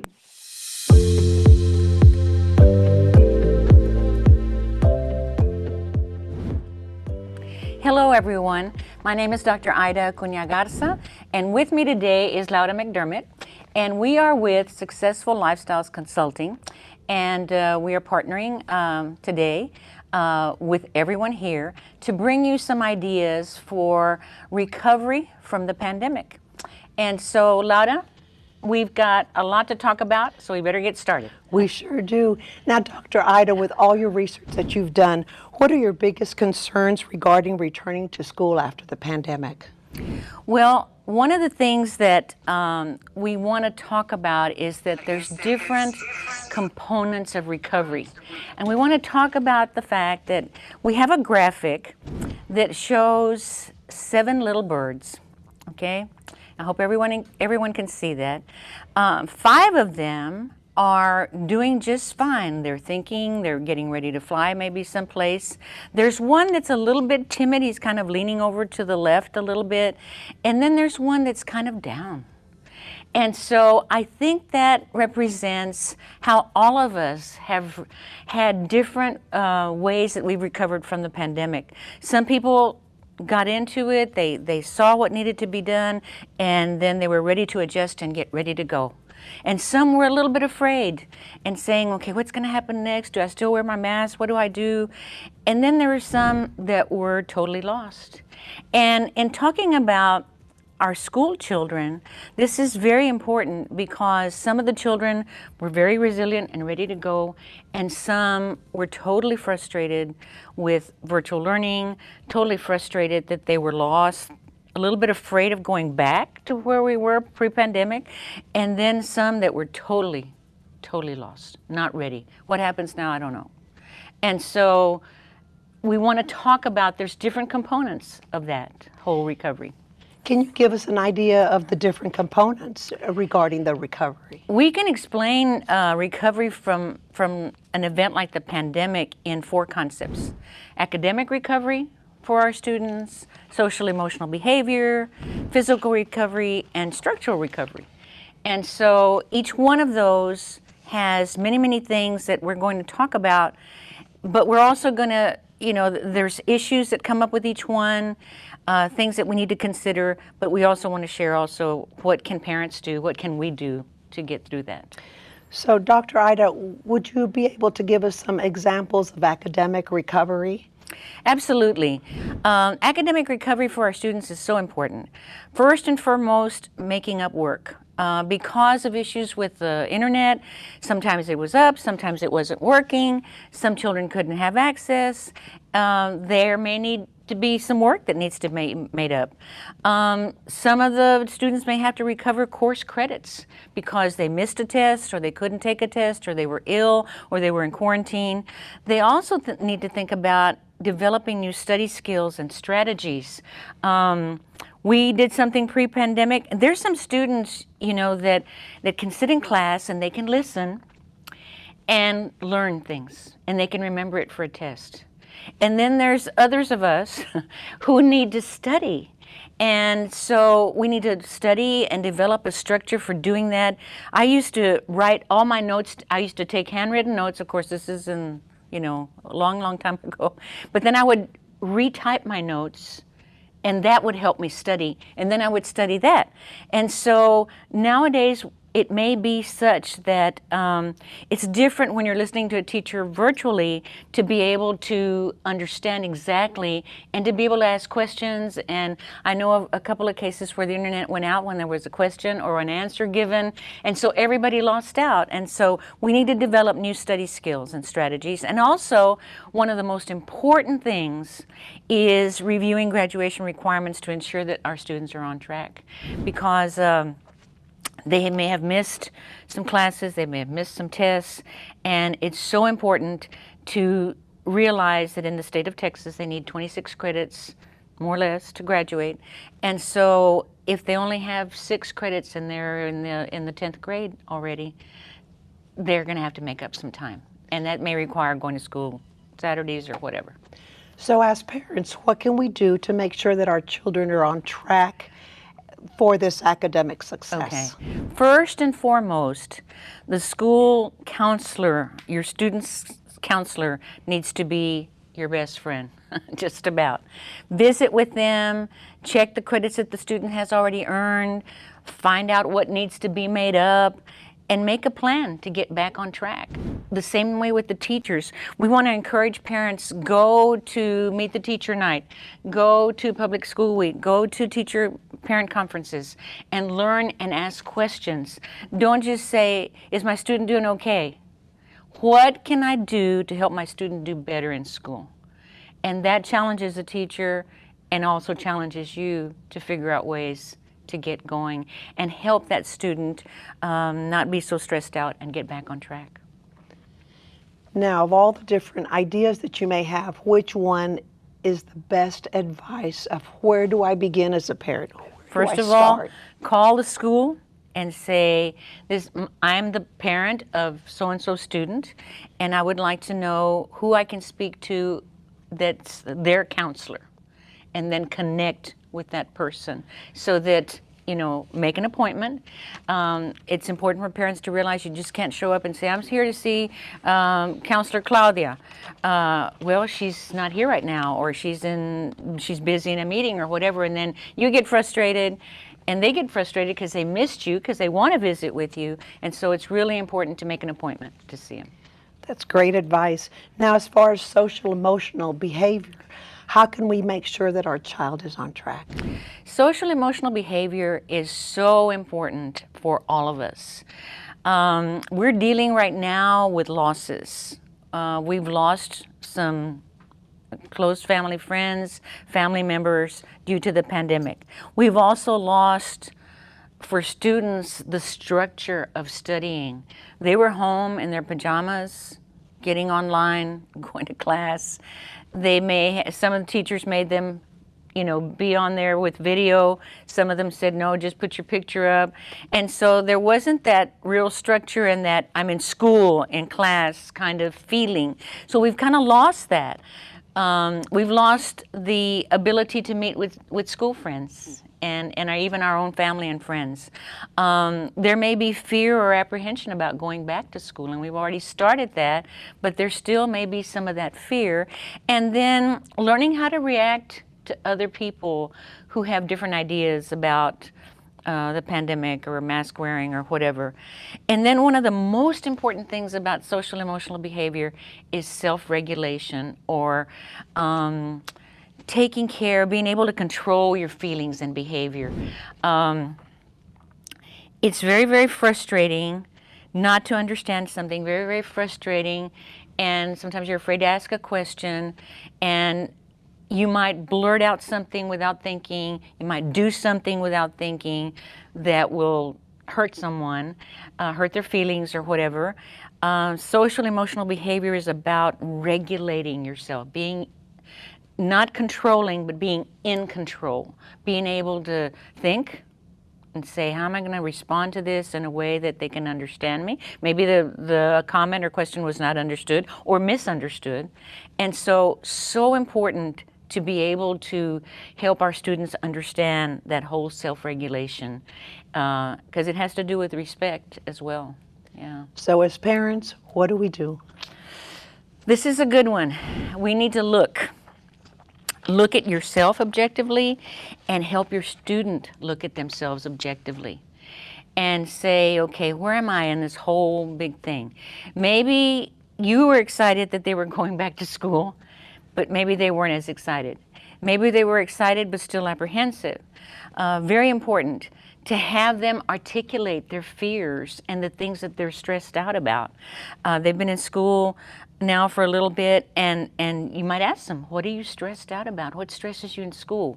For me, it would have been math. I don't know if I'm going to pass my math class. I need help with that. And you need to know that as a parent. One of the best ways is to keep a journal. In counseling, we've learned that when you are frustrated, when you are angry, when you are nervous, when you are fearful, and you start journaling about those feelings, very often when you first start writing, there's so much power coming out of your arm that you can almost see the writing on the back of the page. And as you begin to release that, you begin to write more normal. And so it's an outlet. A lot of people don't realize it's an outlet for not only getting out your emotions and self-regulating, but also writing down your plans and your priorities. Okay, I'm having trouble with math. I'm gonna have to look into, like the Gear Up program has a lot of good stuff for tutoring and a lot of help that can be given. Another thing is to recognize our emotions. Very important to ask the student open-ended questions. Did you have a good day at school? Yes. That's not an open-ended question. How was your day at school? Okay. Well, it doesn't sound like it was okay. Tell me more about that. What happened? What went, you know, what was going on with you that you say it was okay? Or it was great. It was perfect. Perfecto. I had a great day. Then you know, tell me why. And so the idea is to talk with your student and not at your student. Talk with them, and the most important part of that communication is to listen, okay? To listen. When you ask the question, tell me how your day was at school. Did you do this? No, just let them think and let them answer. And you're actually fostering good communication and helping them deal with their emotions. And be ready to answer the question, so how was your day at work, or how was your day here at home? And don't just say, oh, okay. Same old, same old.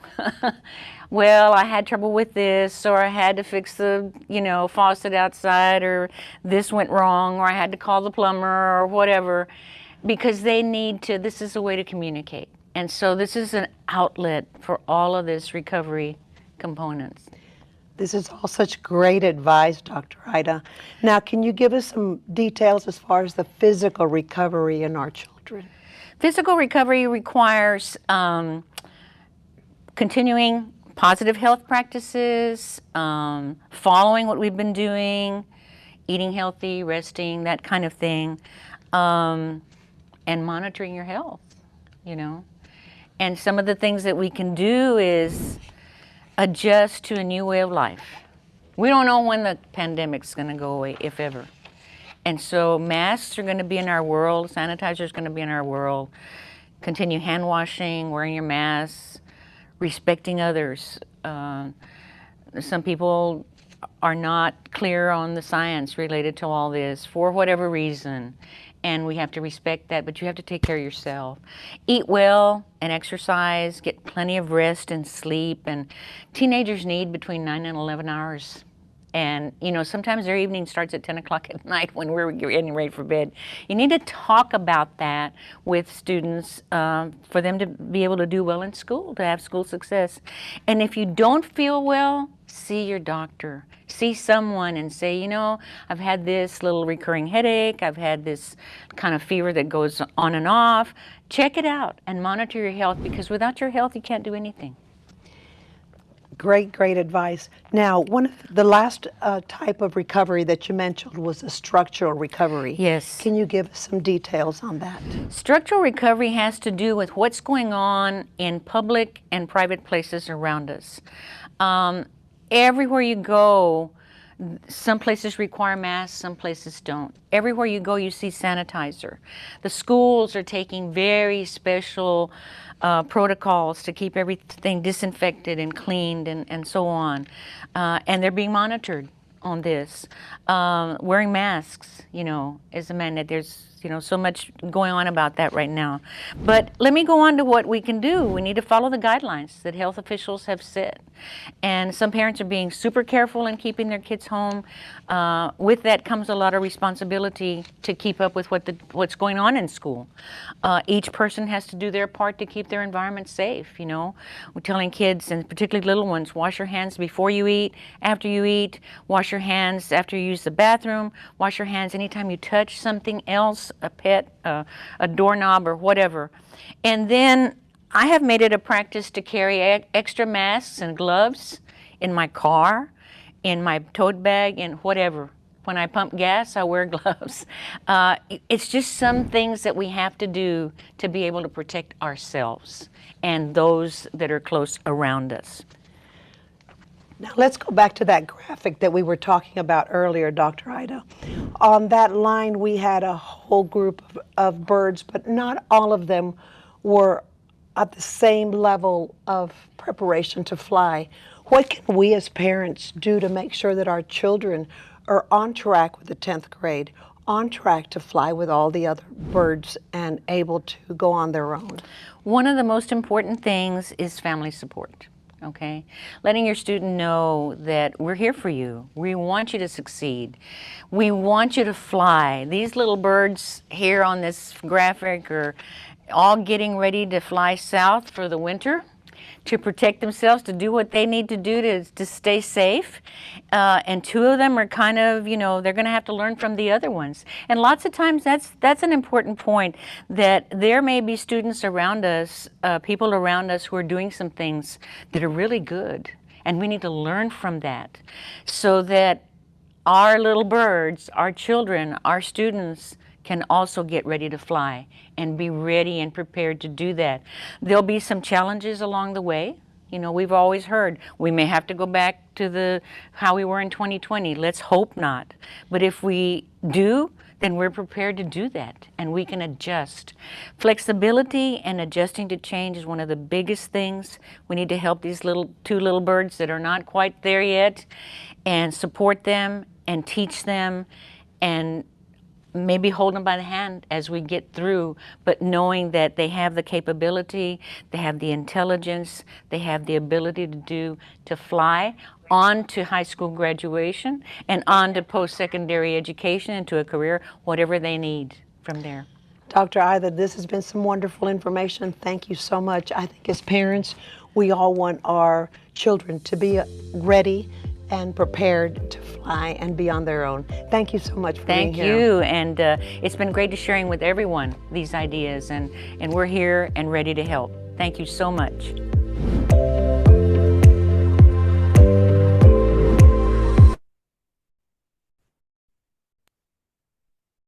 Thank you all for, I learned so much. I hope we're all in different phases in recovery, and we have Dr. McDermott here to answer any questions you might have. I'm I don't know looking if you at the can hear chat. her or if you And can Dr. hear McDermott, us. if you She's want a little to bit say hi to frozen. everybody and see if they have Can any you hear questions me? of you, this would be great. Good morning. It's great to be here.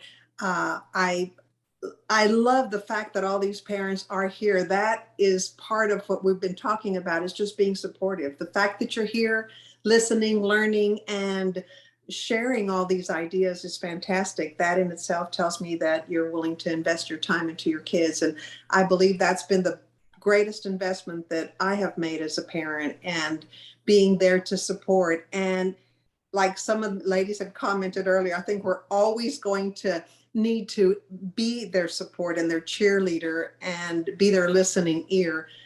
But being a parent is a lifetime experience. I think we're always learning personally, and we're always teaching our children actually. So it's great to be here, and thank you for inviting me. Thank you. So if anybody has any questions, we have a couple of minutes before we go on to the next segment.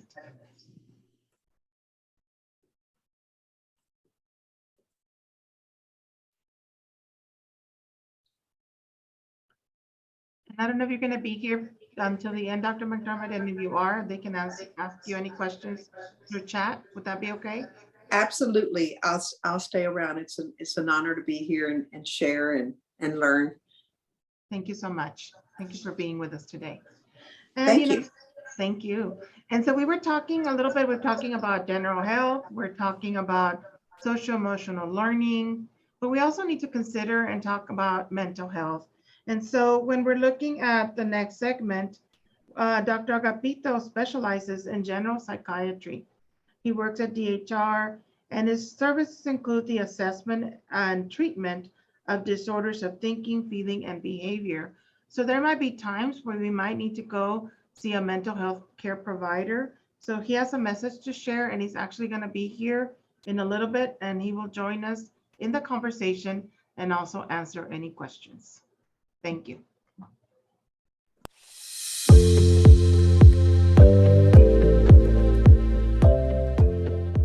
Hi, my name is Dr. Adrian Agapito, and I'm a general psychiatrist and the chief of behavioral medicine for DHR Health. So obviously the pandemic has caused a lot of changes in our day-to-day lives, and some of these changes unfortunately have been very, very difficult for people to adjust to. The isolation, the social distancing has caused people to separate from their loved ones. In addition, the transition from in-person learning to online learning and then back to in-person learning was just a back-to-back adjustment for our adolescent patients. And whenever there is an adjustment, there's always a tendency for people to be vulnerable to stress, to depression resulting from that adjustment. And I think this pandemic is no different. We're seeing a surge of mental health related issues that have been brought about by COVID. One, because of the isolation, the social distancing, the change from in-person to online school has caused a lot of adolescents, a lot of children to lose touch with their peers. They are in a brand new setting where they have to learn at home, and oftentimes this creates a lot of academic stressors that can lead to depression, which in turn can lead to sleeping difficulties, poor concentration, appetite changes. And if the stress gets so severe and the depression gets so bad, it may even develop into suicidal thoughts and suicidal behavior. So here at DHR Health, what our goal is to stop the escalation of that depression and prevent the patient from reaching that point. So we have a lot of different resources that specifically target depression and anxiety in these particular individuals during this difficult period of time. We have an army of counselors at the DHR Counseling and Psychiatry Center that can provide non-pharmacological therapy to patients and have them deal with their depression using a variety of coping skills. If those techniques prove to be not enough for mitigating their depression, they can escalate to seeing a psychiatrist such as myself, who will offer medication treatment as a form of augmenting the therapy. If they continue to have severe depression, severe anxiety to the point where they continue to have sleeping difficulties, appetite changes, suicidal thoughts, all of which can impact the social, academic, and occupational functioning of the individual, we also have an inpatient behavioral hospital that can allow us to escalate the care of the patient from the outpatient setting. So if there's somebody that is being seen by one of our counselors and they're getting medications from me, and those medications and the therapy still isn't enough, and they need to be closely monitored because now they have escalated to a point where they become an imminent harm to themselves or others, then our behavioral hospital is the appropriate setting for that situation. In addition, we also have something called an intensive outpatient program. It's kind of a hybrid between the outpatient setting and an inpatient setting. It's particularly appealing to somebody who doesn't necessarily need to go into the behavioral hospital, but their symptoms are so debilitating that they're not able to go to work or they're not able to attend school.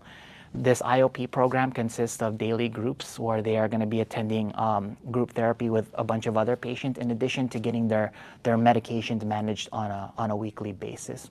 So that's just a few of the mental health resources that we have at DHR Health that can provide our community with adequate relief from their mental illness and their mental symptoms that are particularly triggered during this time, during this pandemic.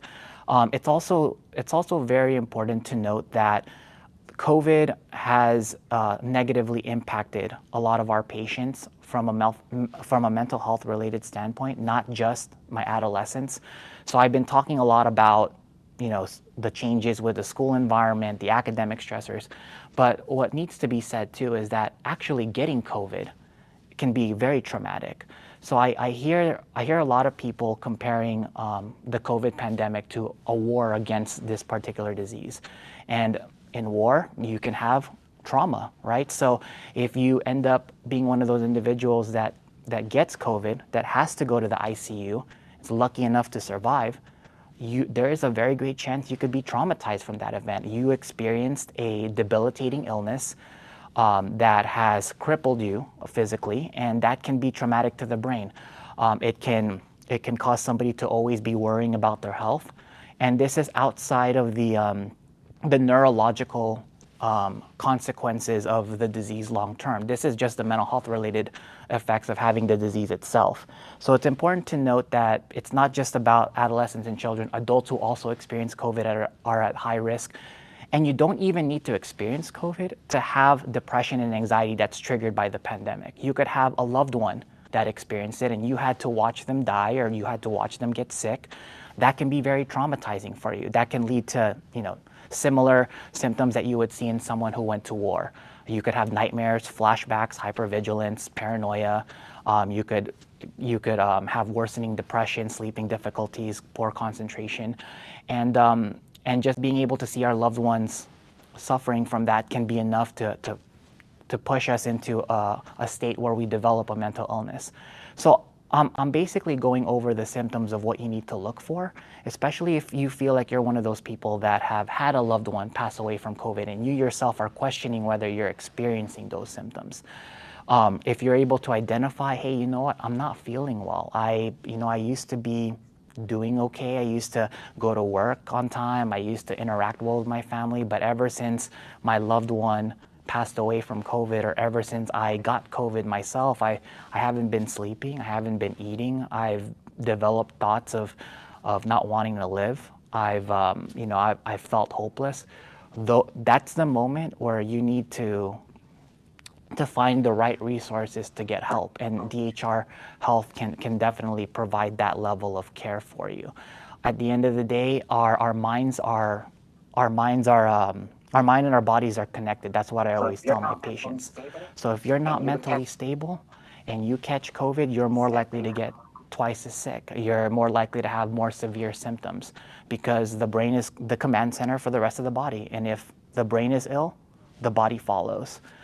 So with that being said, it's I appreciate your guys' time. Appreciate you guys allowing me to talk to you guys about what to look for in terms of symptoms, mental health related issues that need to be addressed in the context of the COVID pandemic.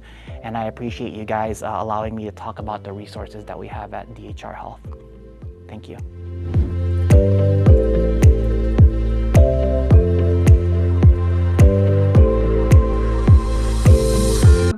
So let's see on the chat. I want to hear from you. Tell me what you learned today.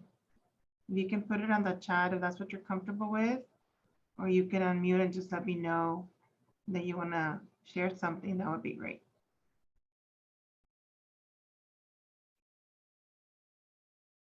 I'll just do the little wait time that teachers do, right? We're all teachers here. I was going to say that I think the general message that seems to come across is awareness, participation, interest, involvement. And I think our parents, because we love these children with all our heart, that we provide that for them, but maybe we weren't thinking about listening and not responding as strongly before. Sometimes we listen to respond rather than listen to understand where our child or student is coming from. So that's my take. And I just wanted to share that with you.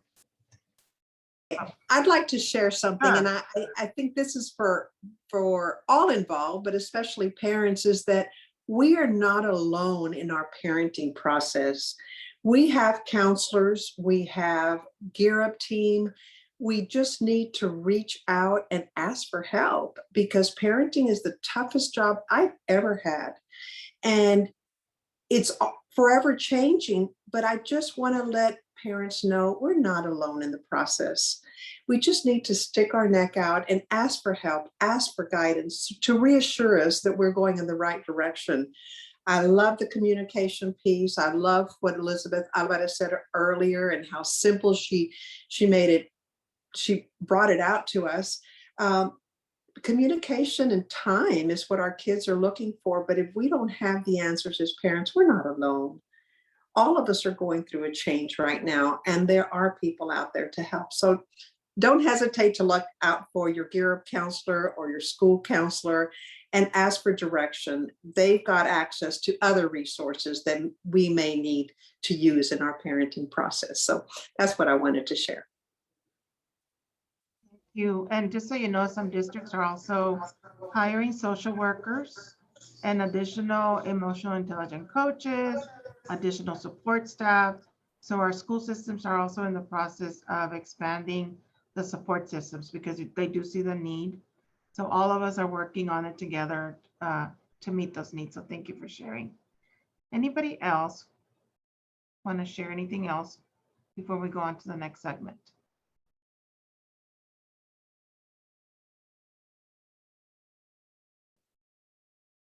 I think we're good. Okay, Nicole, take it away. Well, good morning, everyone. We're so happy that you all have stuck through this, our first ever, health and wellness series. It's such a great opportunity and to hear from these experts. And of course, Dr. Agapito will be joining us in a few minutes. But, as we're waiting, I just wanted to provide a couple of tips. So I know we did a quick breathing exercise earlier with Norma, but one strategy that I think is very easy to remember, which is called box breathing. And it's something that also even, Navy SEALs used. So it's a box, you think, 4 by 4 by 4 by 4. So you'll breathe in for 4 seconds. You'll hold it for 4 seconds. You'll breathe out for 4 seconds and hold it for 4 seconds. So you're really like breathing in, holding, releasing, letting it go. So it's completing that whole box. So it's very easy to remember 4 by 4. So we're going to do this all together. And I think it's very important for us as the adults, whether you're, parent or a grandparent or an aunt, an uncle, a cousin, especially to children at this time, to provide examples and model for them what it means to really practice, self-care and, being mindful, and also ways to really cope with the stress of these times. And breathing is just one activity you can do that really just helps to kind of like slow things down and de-stress a little bit. So we're going to do this together, this 4x4. So obviously I'm going to be breathing with you, so I can't say the numbers, but I'm going to try and do it here with my fingers digitally. So we'll do this together. So we're going to breathe in, you'll hold, breathe out, and hold without any air in your lungs for those 4 seconds. So we're going to do this together, okay?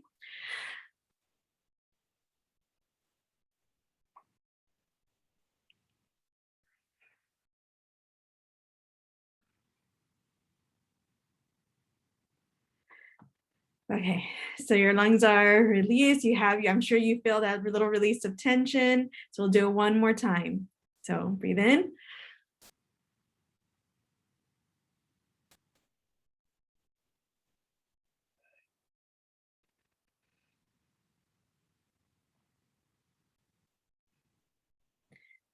Okay, so again, just a quick way to help and again, model for our children. Again, take those breaths, especially when emotions are very heightened, especially when they're feeling very stressed, feeling very overwhelmed. It can be a lot, especially for children, whether they're young children, whether they're young adults or teenagers. They don't have the coping tools. They don't have the development in their brain yet. Their brain is still developing, so they don't know how to respond sometimes to this stress. So I appreciate, especially Dr. Agapito, talking about, that trauma that, sometimes PTSD experiences that many people are feeling, or anxiety and depression people are struggling with at this time. But kids don't understand. They just think I'm in this on my own. So we need to model for them examples of how to respond. Something else we can do that's very easy to do, you can do from your desk, you can do from a chair, you can do from your couch, sitting down, standing up, are just stretches. And again, we think stretching, but again, that helps us to reconnect with our body and get away from, again, that anxiety or that stress that we're feeling. So we're going to do a couple of stretches together, and I'm just doing it sitting down at my desk. And again, take care of yourself. If it's something you can't do, don't do it. But the first one is just simply putting your palms together. So having your palms together and just pushing down. You just push downward a little bit. You kind of feel that stretch in your arms. I know I feel it by my wrists. I tend to have a lot of I deal with carpal tunnel. So I kind of feel that there. And as you're doing it, of course, just breathing. You only need to do it for 10 seconds. Again, just help to kind of reconnect your body, your mind. And then you would just flip, kind of turn it the other way. This is a little bit harder. I feel the little stretch a bit tighter here in this area. So again, and this time you're going up. So it's a little bit harder to do. You can feel the stretch a little bit deeper. Make sure you are breathing.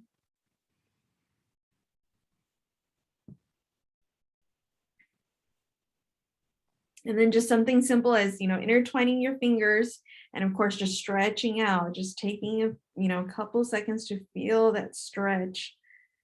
And as you're doing it, just breathing, just taking deep breaths in and out. Breathing in through your nose and out through your mouth.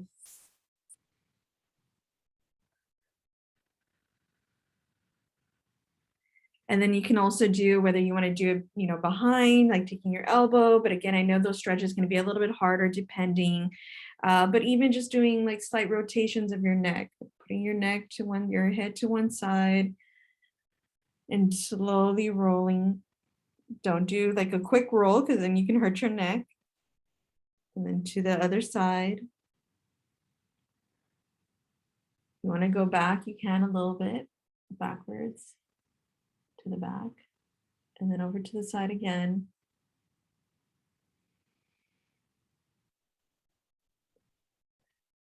And just those quick, again, it's just stretches, and you're like, oh, well, I know many of us think in our day, like we're just rush. There's so many things going on.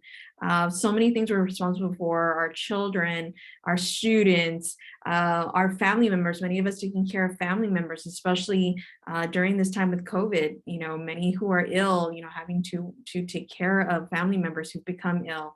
It is important that we can reconnect and take care of our own mental health. As they always say, on the airplane, if you have to put on your own oxygen mask first before you put it on and help others, though we want to rush to our children and help them first, but it doesn't do anyone any good if we don't take care of ourselves first. And doing things like stretches and quick breathing breaks.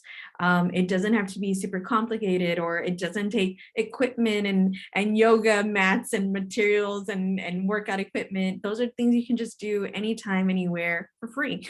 From home, from work, in the grocery store if you need to, in the car, as you're parked, obviously. Don't just in the middle of traffic just stop and start breathing, but taking those slow those few minutes just for ourselves to kind of slow things down and allow yourself to kind of de-stress. And it really also will help children to see. And as the nurse was saying there, even washing your hands, our kids are always watching us. Our kids are always seeing how we're responding to situations, especially stressful situations. So if they see that you're modeling breathing and pausing before responding, they will, mimic that. They will mimic that and copy your lead. And again, going back to as Ms. McDermott was saying, you have resources available to you at the schools. Schools are hiring more social workers. You have your counselors. Those of you who are Gear Up campuses, you have Gear Up facilitators, and of course our educators. They're doing the best under the situation. But it also goes back to, as Maria was saying, was communication and relationships. It all goes back to those relationships that we have with our children, with our own children, our own family, but also between the educator and the student. So again, we're so appreciative of all of you being here. And of course, Dr. Agapito will be joining us in the next minute or two. But is there anything else that you all maybe have thought of, any other questions that you all might have for any of the speakers that are here with us today? So there's our contact information. We just put in my information, Dr. Rogers, and Nicole's information. So if you have any questions of any of the presenters or additional things that you were wondering about that you want to ask, or you want to call us and let us know, and we can route it to the right person and they will follow up with you, because we want to make sure we answer those questions, whether it's the nurse, whether it's Dr. Ida, Dr. McDermott, Elizabeth, anybody. Any questions that you might have, please write that information down. If you want to take a picture of our contact information, or if you're watching from your phone, just write it down, right? You can see that our contact is there. So a lot of us have been working here at Region 1 for many years. I've been here 16 years, and I love what we are able to do with, for our community. We're here to serve you. And so that's why we were so excited about this opportunity and creating it so that it would work for you. And we know sometimes people are not as comfortable with technology, or they might not want to share their video, and that's okay. So that's why we say, if you want to put it on the chat, or if you want to call us, there's our number. There's our, Dr. Rogers, there's a number, or our email, and you reach out to us and we will answer those questions. Thank you. We were just starting this segment, and we really appreciate the video you recorded. And I was sharing how it's so great that we have somebody like you in this community supporting us with mental health. And also, there was adolescents that need that support. And for many years, we did not have that, or we had to go to Corpus or somewhere else to get that support. So we started the questions, and I know Nicole was asking a question. So if you would kindly share your question, Nicole. Yes. So again, thank you so much for your video, for your message, Dr. Agapito. But I was just wanting to ask for our parents and community members that are here, what signs or symptoms should they look for if they're concerned that maybe their children, their young adults are struggling with depression or anxiety? So So in terms of looking for specific signs or symptoms, what I usually tell parents is to look for changes in their behaviors. No one knows their kids more than the parents do, right? So if the child is normally outgoing, very friendly, but then they suddenly switch to being very isolative and guarded, then you're gonna want to dig a little bit deeper and just kind of rule out depressive symptoms. You'll also notice changes in sleep. Usually people who are depressed have a hard time falling or staying asleep. You'll notice changes in appetite. When people are depressed, they can either compensate by eating too much or they can eat too little. So you're gonna want to look for things like changes in appetite, sleeping difficulties, trouble concentrating in school. Someone who is normally making straight A's, passing their classes, who suddenly goes from making A's and B's to failing or borderline failing, you're going to want to be concerned about some underlying mental health issues, especially if there are other stressors going on in the patient's life, like family issues, recent breakups, peer-related stressors, bullying.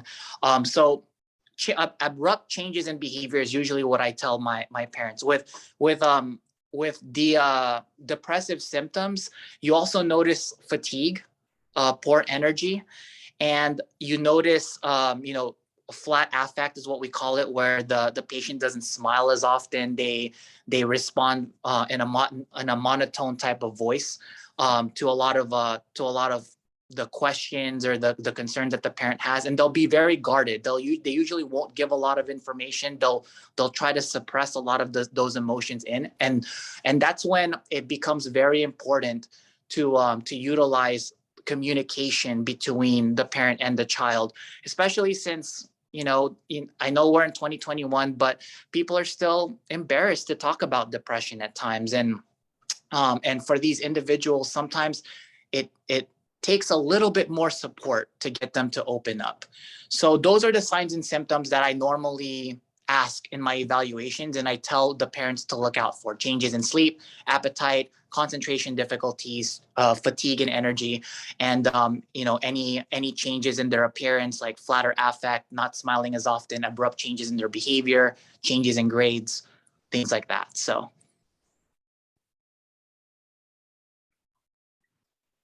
Thank you. So I have another question for you. I know, as I was mentioning earlier, for many years, we didn't have as many psychiatrists who work with adolescents. How many are there in this community that work with children and adolescents? So from what I gathered, there are a few child and adolescent psychiatrists in the Valley. But for the most part, I also noticed that general psychiatrists, such as myself, are also treating adolescents just to cover for the shortage. I know as DHR's only employed psychiatrist at this time, I'm basically seeing everybody from ages 5 to end of life. So a significant portion of my patient population is adolescents, are adolescents. So with that being said, it doesn't change the fact that that we're still able to address their mental health related concerns, whether it's through a fellowship trained child psychiatrist or a general psychiatrist. We are all able to prescribe the same medications. We went through the same generalized training. It's just that usually with child and adolescent psychiatrists, they have a little bit more training in that area, and so they go to school. I mean, they go to training for just a little bit longer. But in terms of my personal practice, I do treat children and adolescents as well, just to make up for that shortage. And I do prescribe all of the medications that a psychiatrist is supposed to prescribe, given the clinical presentations and the psychiatric issues that are predominant in the adolescent population. Thank you. And is there a space where parents and family can find out more, where they can find, the listing of psychiatrists in our community that you could provide? So I know that in the intake area of our hospital, we have several brochures for intensive outpatient programs, for the outpatient clinic, which is basically the clinic that you see behind me. So it'll give all of those contact information to the parents if they're at a point where they want to get help for their child, but they may not be ready for medications just yet. You know, the child is going through a psychosocial stressor where all they really need is therapy. Then we also give information to those individuals for counseling. So the clinic that you see behind me is called the DHR Counseling and Psychiatry Center. As a psychiatrist, I deal mainly with the biological aspect of mental illness, treating mental illness through medications, treating that chemical imbalance that causes the physical symptoms of depression, like poor sleep, poor appetite, concentration changes, things that I discussed a couple of minutes ago. But what the counselor does, and I actually think it's actually more appropriate for parents to allow their kids to go see a counselor first before they progress to getting medications. What the counselor does is they actually help the child by helping them to develop coping skills, right? We know that at the end of the day, you can't medicate away school-related stressors. I can't medicate away bullying, can't medicate family issues or the COVID pandemic, right? But what we can do is we can provide you with a guide, such as a therapist, who can help you to cope with that level of stress.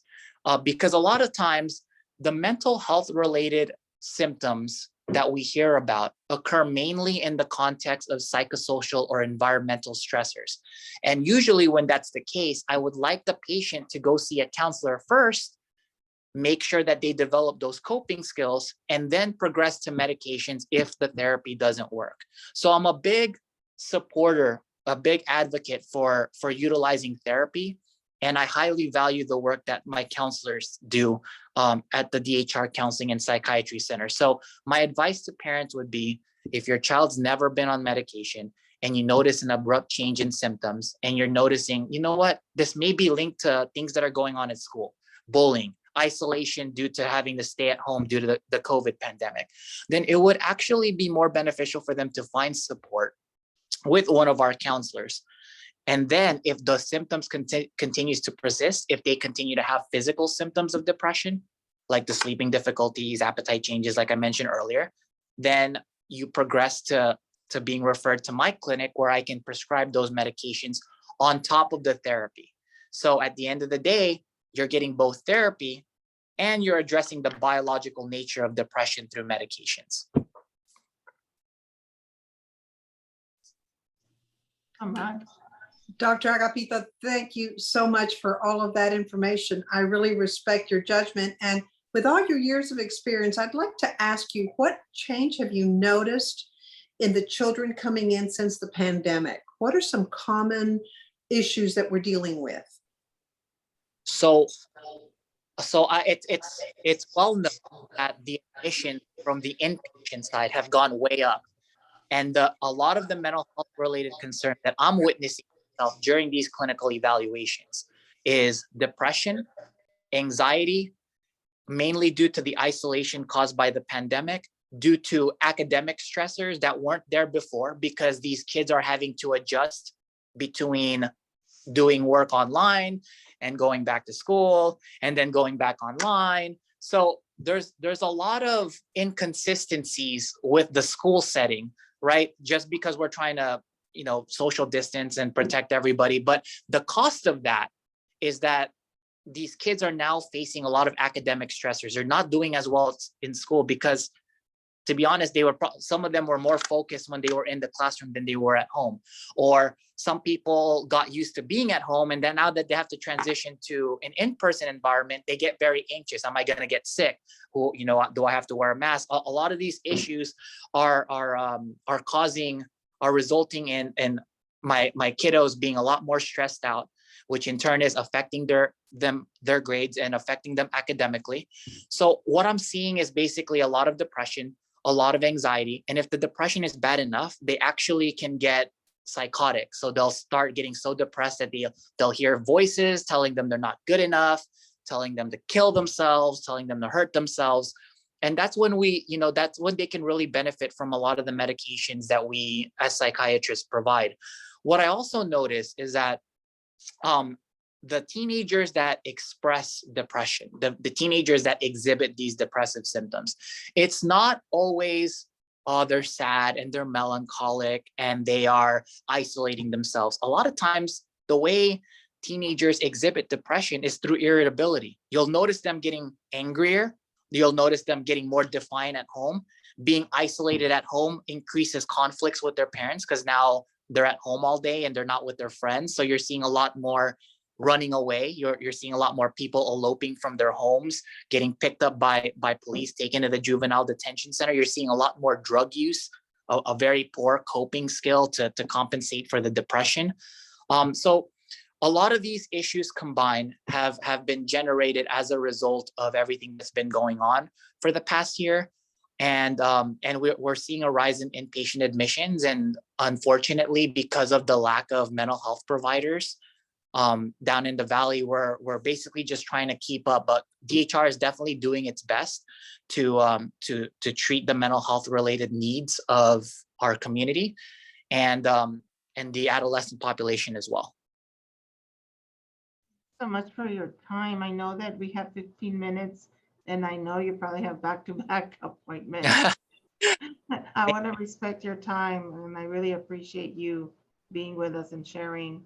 Is it okay if I open up for one more question? Or? Yeah, you can. Yeah, we can open up for a couple more. That's fine. I was in the middle of rounds, but this is just because I was late because of all the technical difficulties. I'm open to answering a few more. All right. Any other questions from anybody else?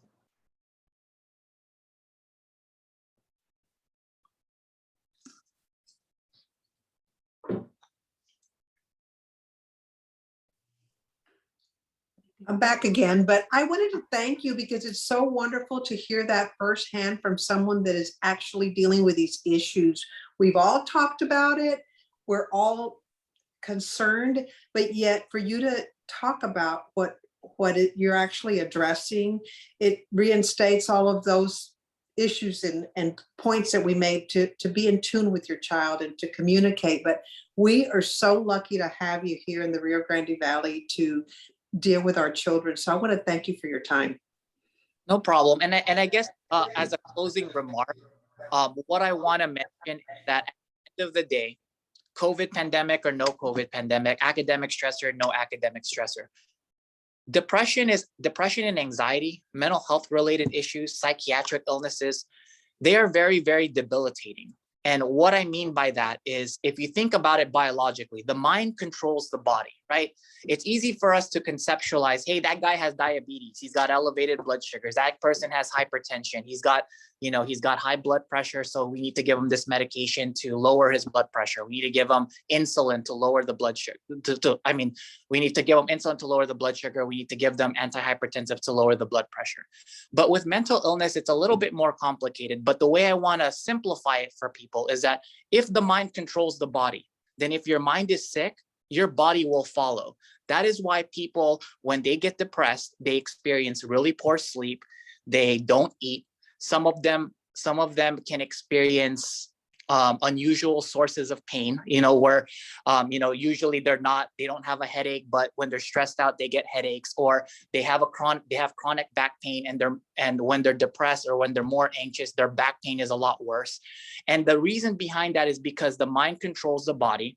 And if the mind is sick, then the body is going to shut down. In fact, when you're depressed, your body produces corticosteroids, which actually suppress your immune system. So being depressed makes you more vulnerable to being physically sick.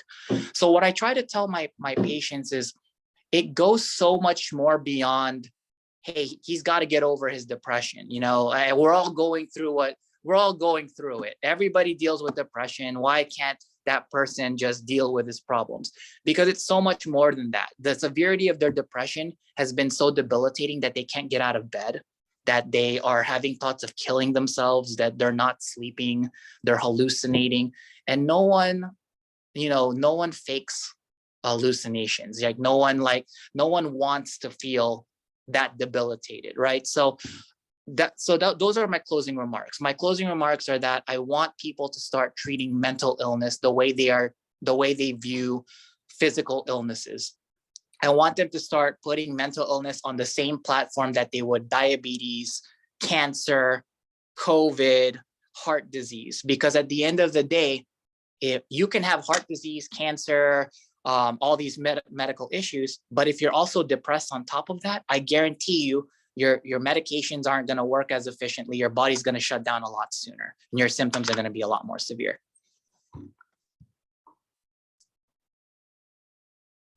So much for everything you shared. You know, it's on target, on point. We have to really demystify mental health, and that all of us need help. It's health, whether it's mental or physical. We need to go get help when it's needed. And so we're very grateful to you for sharing the video and for being here with us and with this community. We want to make sure that we continue to support, and so we appreciate experts like you in the field who are willing to come in and share that with our community. We really do. Thank you so much. Thank you so much. Thank you. Thank you for having me. Thank you. So this concludes our first ever family, community, health and wellness and mental health session. I hope you all enjoyed it. We all had fun getting this together for you. Sharing all our perspectives, getting your feedback. And as I shared earlier, you have our contact information. I'm going to share it one more time on the screen so that you can have it. But it took an effort from our whole community, from so many of us working together to get this done and ensuring that we can provide this for you.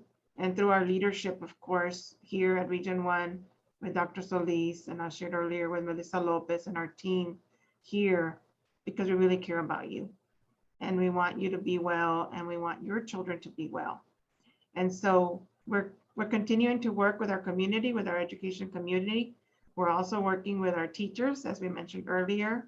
Our schools are hiring more social workers and mental health care providers.